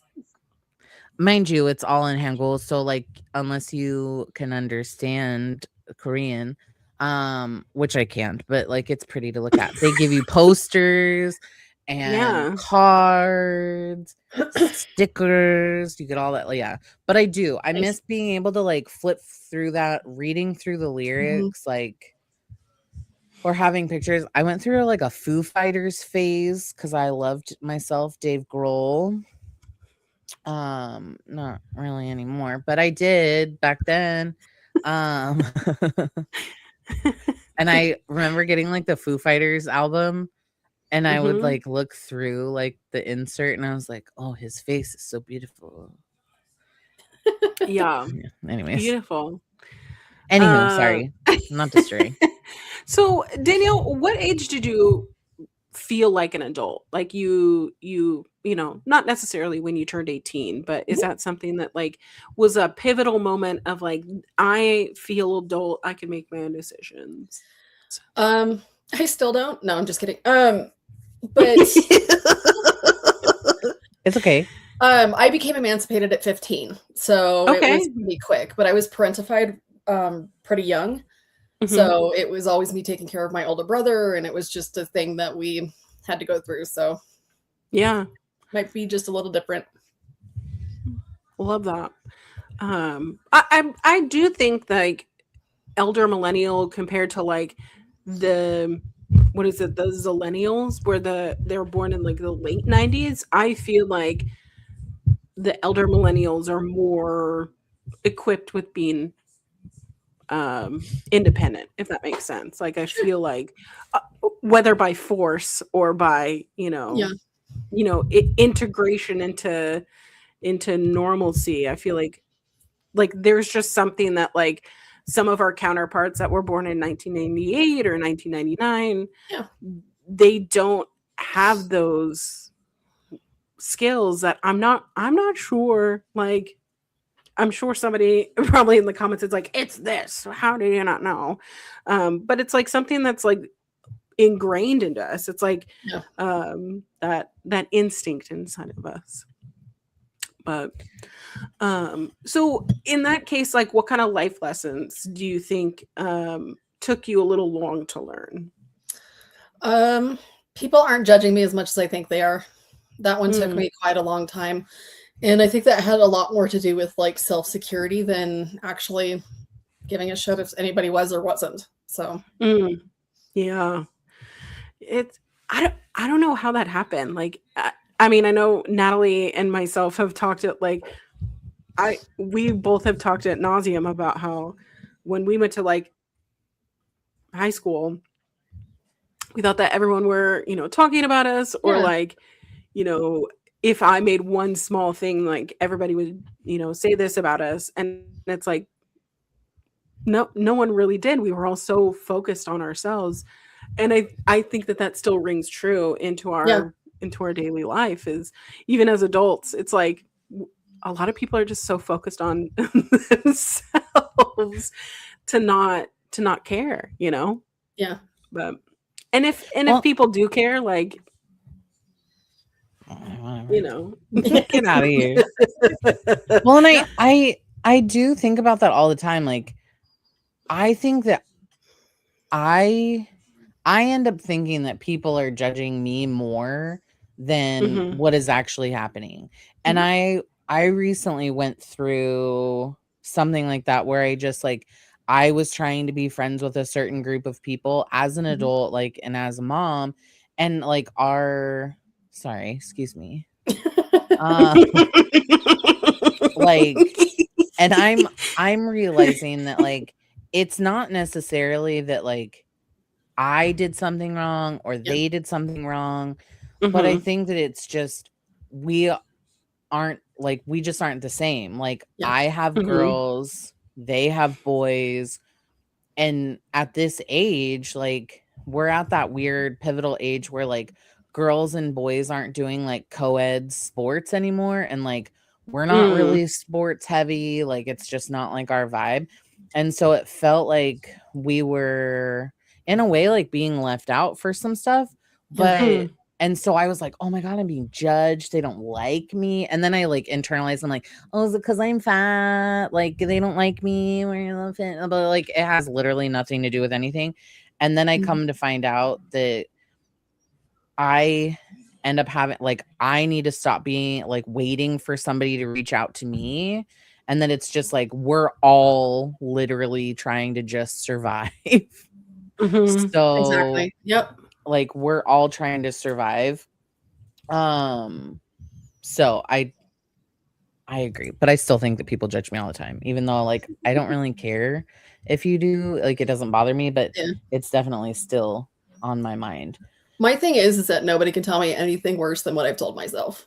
Exactly. And if beating myself was going to work, it would have worked by now. And Amen. That's- whenever and we laugh about this kind of like off camera, like amongst just like Collins and myself. Mhm. When somebody will comment and be like, "Oh, two fatties, blah blah blah," like, "Oh, go eat," like, and I just laugh because it's like, do you really think that you're the first?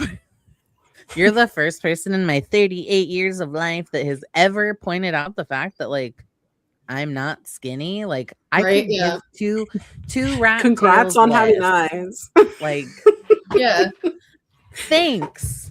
You don't You think I've know, never called myself that before? Like, ooh, you're so creative. Such a burn. Everyone's creative. Like, no, Right? I Yeah. don't care. Like, it doesn't bother me. see, I love it when they say like thing because I always want to clap back because like that's like my instinct because I could make them wish that they were never born type of thing. Yeah. It's the part of having brothers, you know. It's kind of how, you know, you can't tell me shit. Not sorry. But Yeah. whenever like they come into our comments and they say like, "Oh, you guys are, you know, fat or whatever." I just want to be like, "And what? And what? What are you going to do about it?"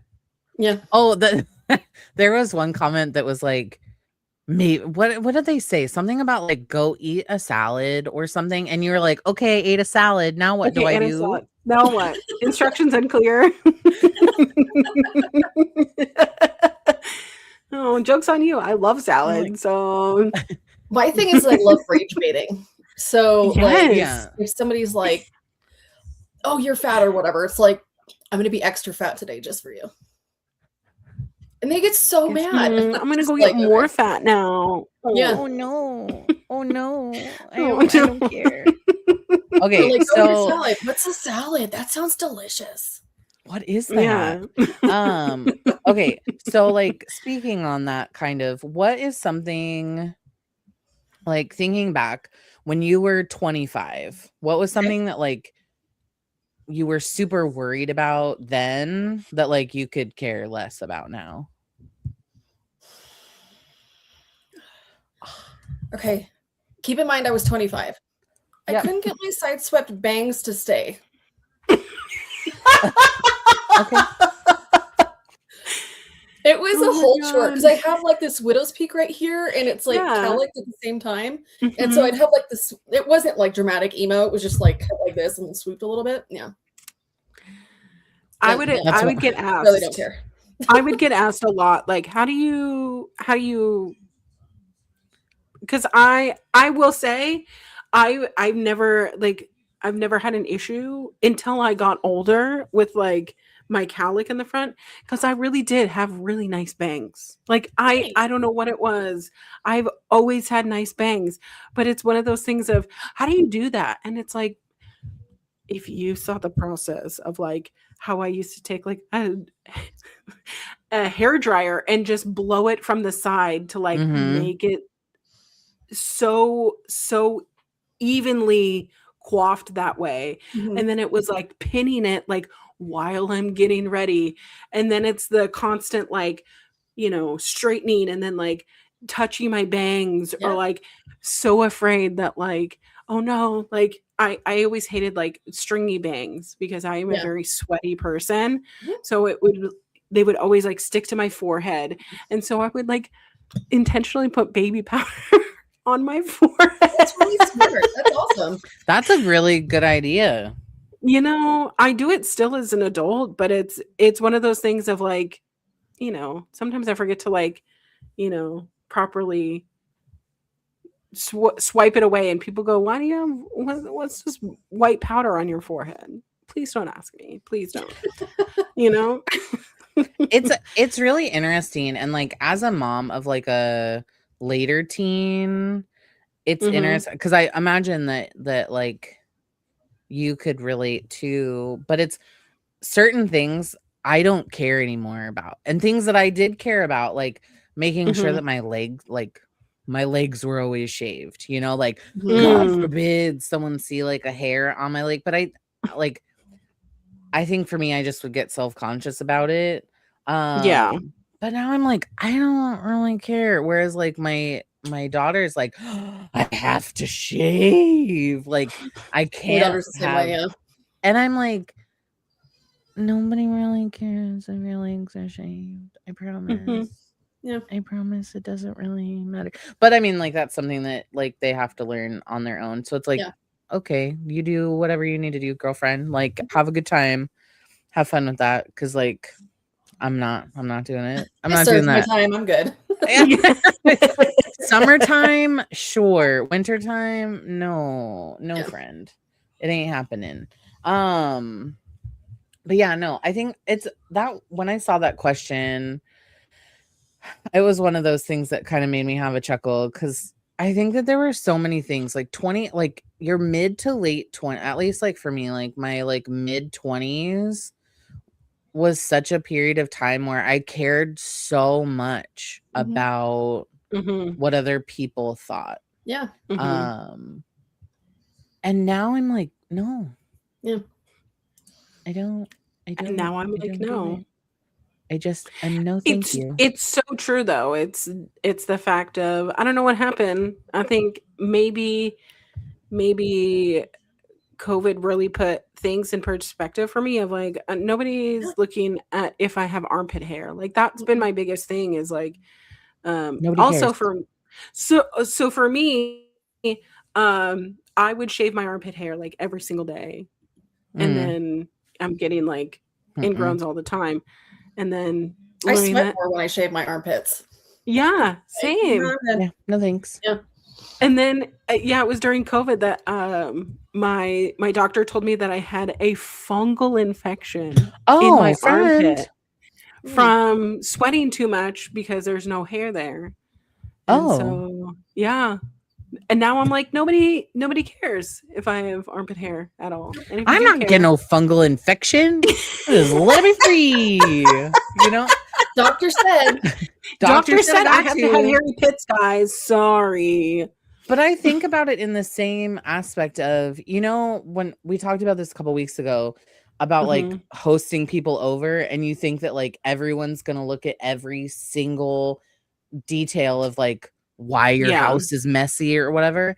I think it's the same way when it comes to the things that you think or the things that we were taught that you have to do so that people don't like judge you negatively. Like you shouldn't have, like, as a female or like growing up in a female body, like you shouldn't have any hair on your face. Shouldn't have hair on your body. You shouldn't have hair on your legs or your arms or your pits or your vagina. Eyebrows like you should be completely bare. Everything should be hair free. And like nobody fucking cares. Like if I'm gonna be as honest as I can, so sorry for whatever, but like nobody cares. And if they do care, like in certain parts of your body where they care that body hair is, like, ew, stop being a pervert. Like I'm a full grown adult. Like I'm not a baby. Babies are bald. Grown adults are not bald. Yep. Pervert. Sicko. Well, on that note, I think that we should ask a millennial and go through some of these preguntas, shall we? All right. I will go through the first one, and Natalie, you can do number 2. So this one is coming from the subreddit, Am I the Asshole? And it says, am I the asshole for telling my wife my mother is correct and she needs to be a parent today? Yes. She fucked up. Yeah. Automatically, yes. All right. Next. No context needed. Yes, you are.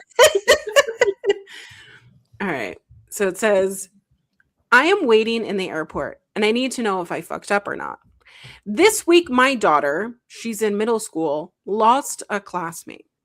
My daughter has not taken it well And overall, this is her first experience of someone she knows dying. The whole class was excused from school today, and the funeral is happening right now. I unfortunately could not be there.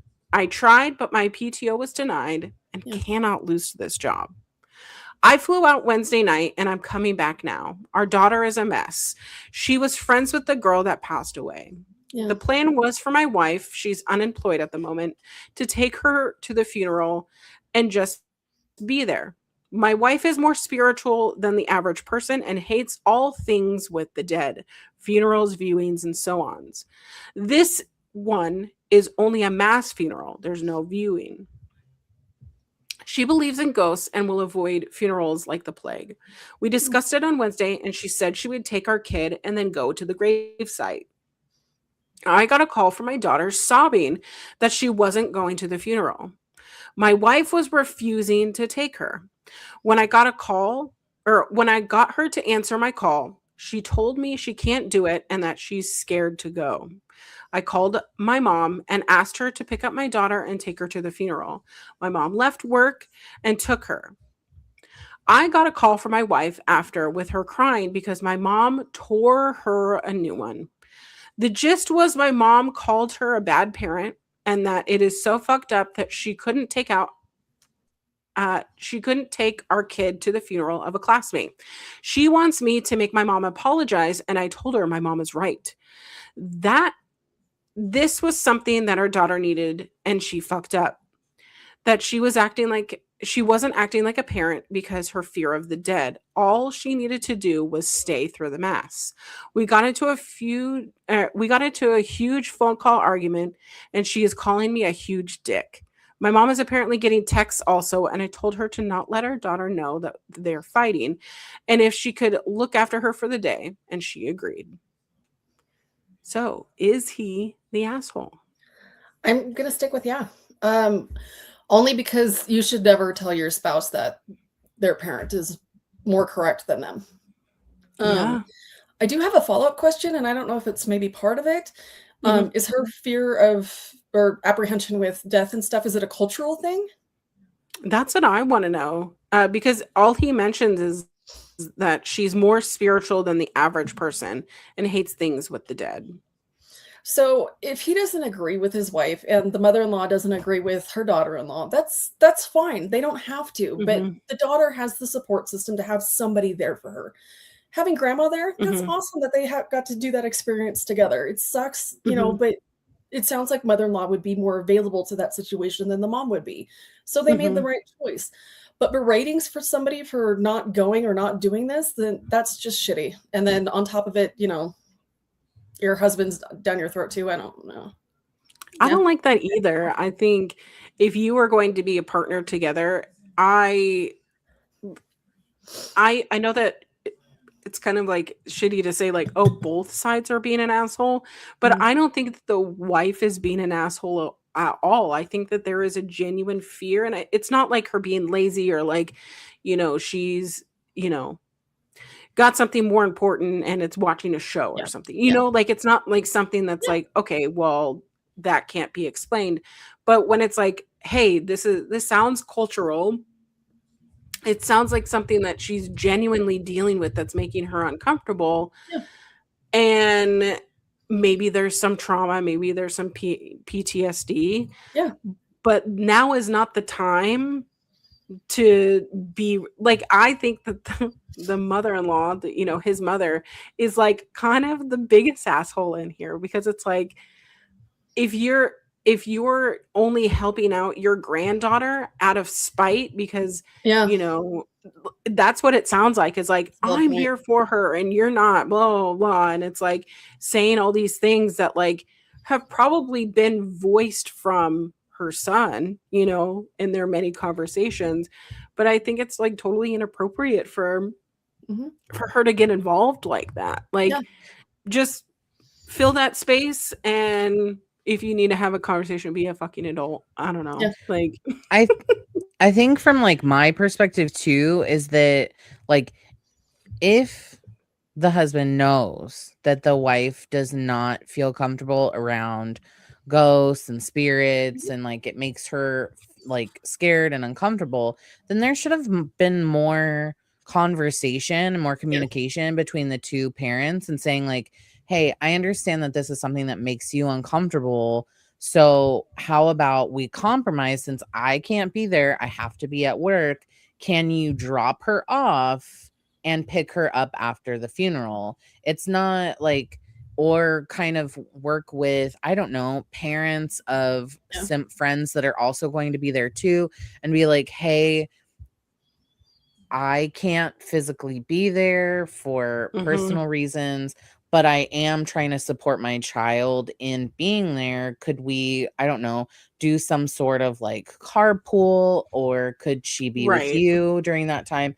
I do think that it's super inappropriate the way that the mother-in-law spoke to the wife, because if she's going through her personal feelings of like, and it's not as if they just like they're just getting together, like they're married and they have a middle school child. Like, this is something that he's known about and she's known about, and that she has clearly vocalized.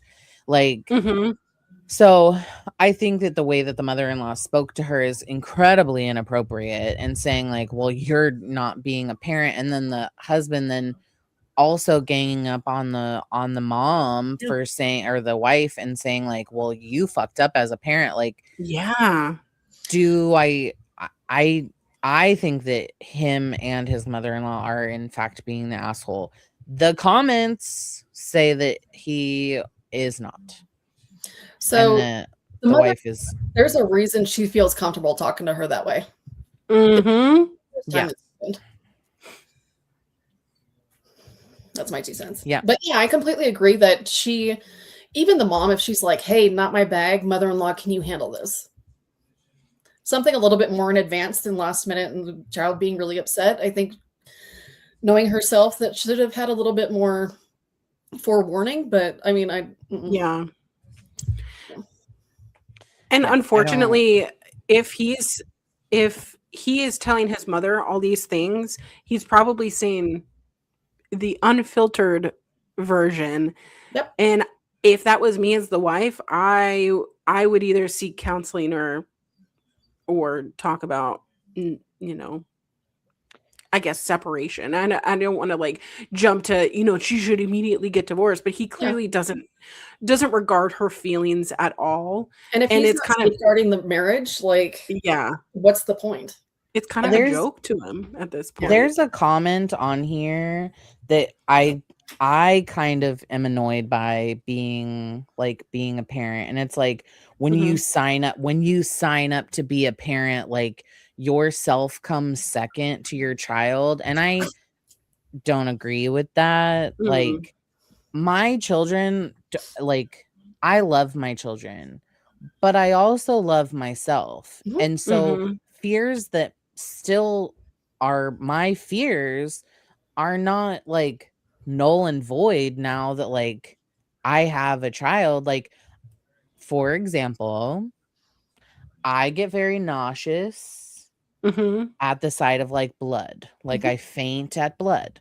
But does that mean that if my daughter falls and smacks her face on the concrete and has a mouthful of blood, that I'm like, oh, it doesn't bother me anymore? Hell yeah, it still bothers me. Like, but so I mean, like, you're still allowed to have your own individual fears and stressors and things. Like, so I just think that the husband was kind of inconsiderate, like, and that he should, I fully believe that a husband and wife should be a full partnership, and that if an in-law decides that they're going to step in and speak inappropriately, that the husband or wife, in whatever situation that is, should step up and say something. Like, not to be, and not to like insert my own life story, but like, I'm no contact with my dad for this very specific scenario. Like, I'm no contact with family because family decided to speak inappropriately towards myself and my husband. So like, it's just like you're in a partnership. When you get married, you're in a partnership and you should be taking care of each other, not trying to pit each other against each other for Yeah. Well, and anyway. women have been conditioned all throughout time that, to show love, you have to be suffering. That's the only way that you can show love to somebody. Children, spouse, it's the endurance test is love. And that's, I don't want to sign up for that. I'm good.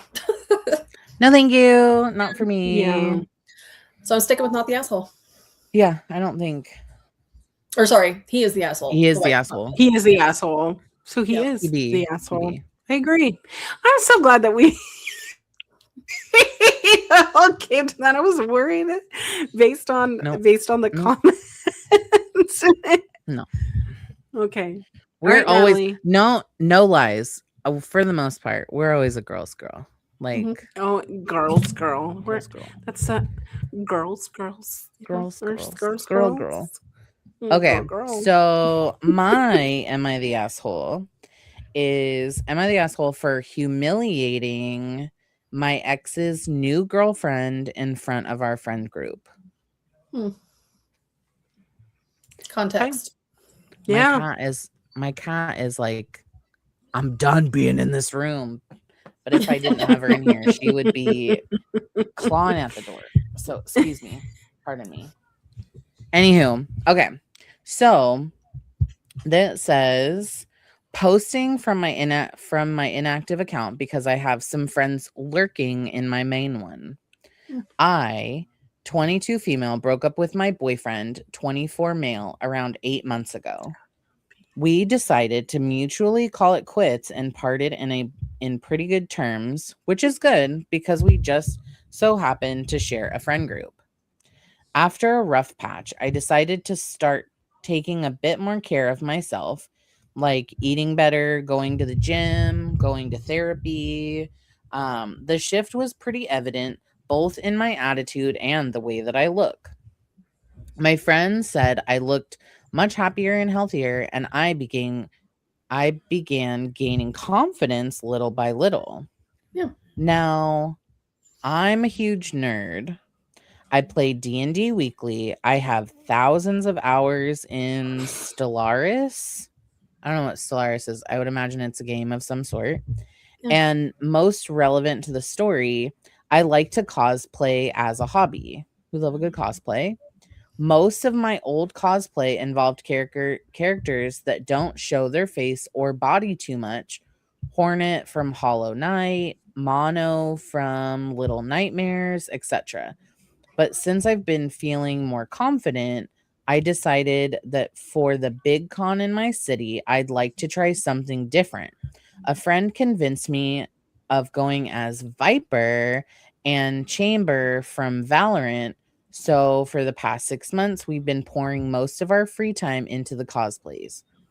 3 weeks ago, I sent a picture of me wearing my cosplay to the group chat asking for feedback for the final details.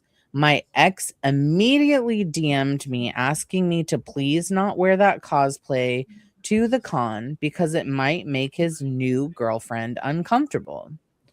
I asked what about it would make her uncomfortable, but he refused to elaborate. I knew that he was dating someone new, but I didn't know she was coming with us to the con. I tried to explain to him that this was the work of months and I couldn't just throw it away. Yeah. Throw it all away just because a girl I'd never met felt uncomfortable about it. In the end, I wore it to the con and it was a huge success. I tried to keep my distance from the larger chunk of our group because my ex and his new girl were with them, but we did spend a good part of the day with them. Throughout the whole thing, the new girl kept making snide comments about me and laughing whenever I got asked to pose for pictures. Sounds like a bitch. Everyone looked uncomfortable, but nobody said anything.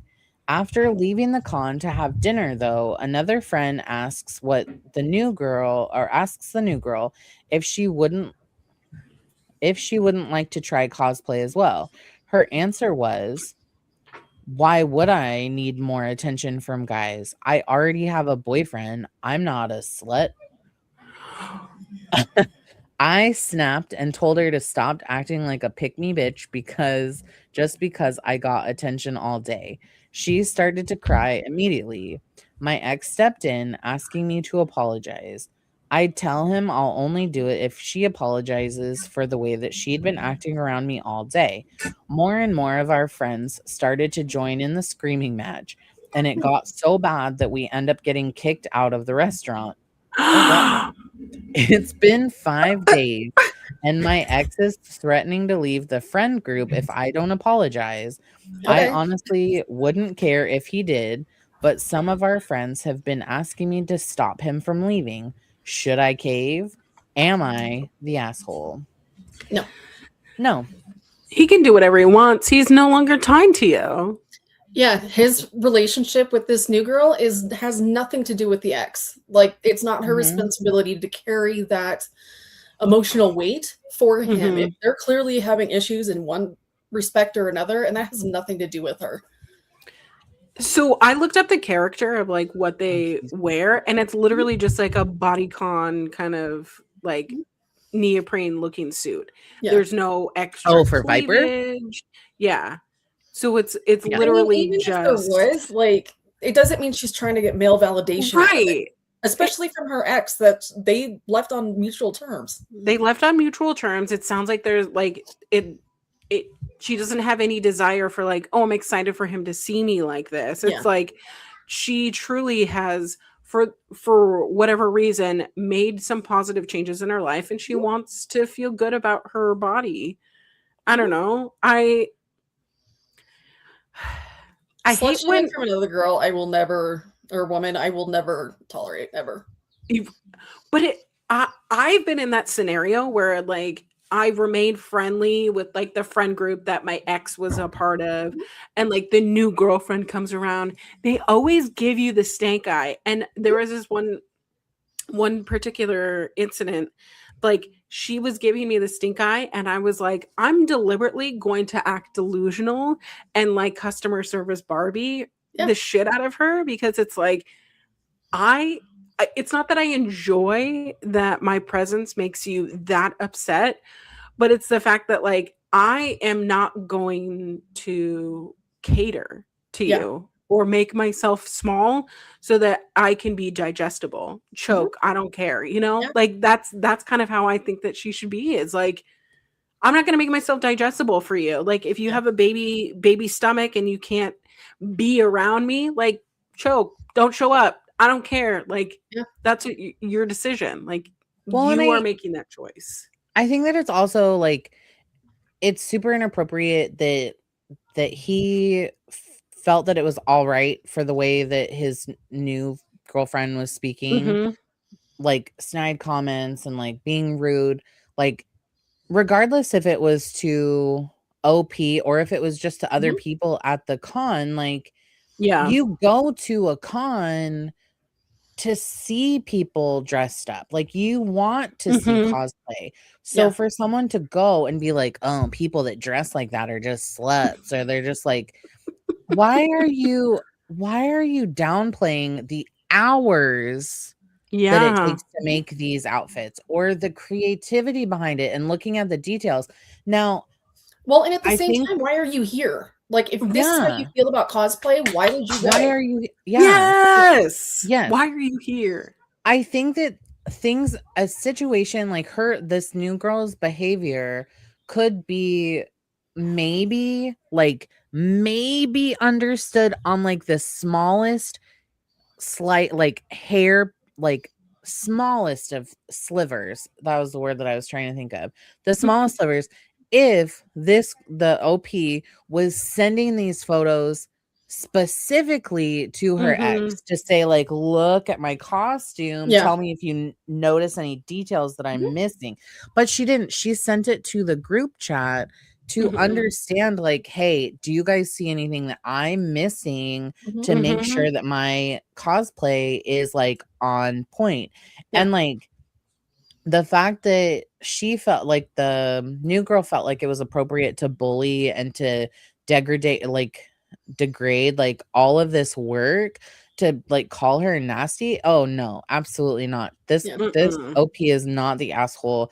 And like let him leave. Boy, Yeah. bye. Like He'll be back because they're not going to make it. yeah, If she's boy, that bye. Go insecure. away. And the other part is projection, right? Like if she is dressing up and then for other dudes, that's on her and that's between them. That has nothing to do with X. That's her business. Yep. Yeah. That's Yeah. her business. Agreed. No, absolutely not. I'm like, have fun at your cosplay. Dress up who you want to dress up as. Like, Mhm. there's so many cosplays I would love to dress up. I'm not talented in that fashion. But you have to appreciate the art. It's an art form. That's like Absolutely. degrading Yeah. any other art form just because you don't feel comfortable or you feel that is like that is a new girl thing. Like that's her self-conscious or her insecurities Mhm. speaking out loud. Yep. Absolutely not. Absolutely. And I can understand where the boyfriend wasn't like immediately defending his ex-girlfriend, right? Like that would definitely cause problems. Yeah. But he can say, hey, this is an art form. This is not for male validation. This is a character that people generally like. Cosplay is not for, I mean, for the most part, when you go to cons, it's not for sexual gratification, right?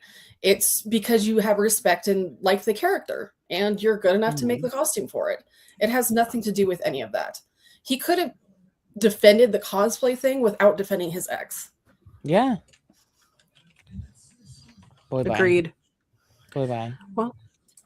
Well, we're at the end of our show.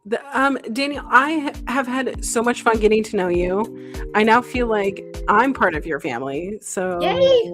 Yay! You're welcome. You're welcome back anytime. This is probably our longest ever episode. So It I is. appreciate you taking time to chat with us. Where can we find you if you'd like people to find you on ye old internet? So Instagram, I'm Hero of Bad Timing. There's an underscore between the two O's. And then yeah, just there. All right. I love that. Natalie, what do you got going on here? Living life. You can find me at Instagram or TikTok at Natalie Christina right here. I mostly am posting on Instagram in my stories, trying to understand instance because like your girl's old and I don't get it. I don't understand I it. don't get it. Do I have to download another app? I don't know. You'll mostly see just content of me posting about my garden as we're growing stuff. If anyone in the Renton area needs any melon seeds, I may or may not have grown too many. Because I'm impatient. Listen, what about you, my lovely? Well, Auntie, Auntie Collins, you can find me _queer auntie. We are approaching Pride Month, which means I'm about to be more insufferable than usual. However, we do have a roadblock because I am moving in a week and a half. All of this relocated. So not next week, but the week after, you'll see me in a new location, and that'll be crazy. Can I tell you though? We've only done 3 trips. Oh, so Danielle, but I'm moving to a house. So I'm excited. We live on the 2nd floor. No, obviously no elevator. So I think it's not the moving the stuff that's been difficult for me. But it's the fact that I have to navigate downstairs. That I keep telling myself, don't trip. And because I'm an elderly person that I've just been taking Advil like it's a supplement now. Geriatric, if you will. There was one day I think I went up and down the stairs not. like 8 times or 9 times with like big boxes of things. And the next morning I woke up, I felt like I got hit by a truck. Yeah, I know. Yeah. What the heck? So I filmed a TikTok yesterday in the new house, and I was like, wow, like this will probably be the last time we'll be able to like do that because we're just moving stuff in now. There's no spots to do things, but I'm really excited. The house is like it's been properly cinnamoned. I don't know what that means, but I have witchy friends who like, told me to staged. Yeah. Yeah, Staged? it's been Okay. staged. Yes. Oh, Yeah. well, all of that. congratulations. Cleaned it out. So I'm excited. Congrats. I'm excited to get out of this, 800 square foot Hellscape. hell. Hellscape. I don't know if you guys heard earlier, there were screaming children. Don't know where they're from. I'm just surrounded by it. So, but that's what I got going on. I'm going to probably play some Paralives tonight, which is a new simulation game that has come out in early access. So, doing all of that. What is it called? Then Paralives. Mm-hmm. Paralives. It's an indie game. Paralives. Paralives. Paralyze? Okay, It sounds like I'm saying okay. paralyze. That's what Yeah, I it thought sounds you like were you're saying. saying I'm like, that sounds like a really Paralyzed. Yeah. So I'll probably be playing some of those games. Well, Yeah, we got all of that going on. Sundays, I'm on Fightful Overbooked, going coast to coast, talking about wrestling. Yesterday, we had a very jam-packed episode, so you won't want to miss that. But yeah, it's going to be busy. It's busy, and then we're going to get into Pride Month, and I get to post all my Pride Month facts. So be That's sure great. be sure to tune in, hit that notification bell. And of course, this is Peak Millennials Podcast. We go live you have an episode every single week. We talk about all Peak Millennial topics. Go support us over on Instagram. Send your stories over at peakmillennialspod@gmail.com. We love you. Thank you so much. Again, Danielle, you're welcome back anytime. Thanks. Bye. Be our Thanks, secret y'all. third. Yeah. All right, bye. Our sneaky Bye. week. Bye.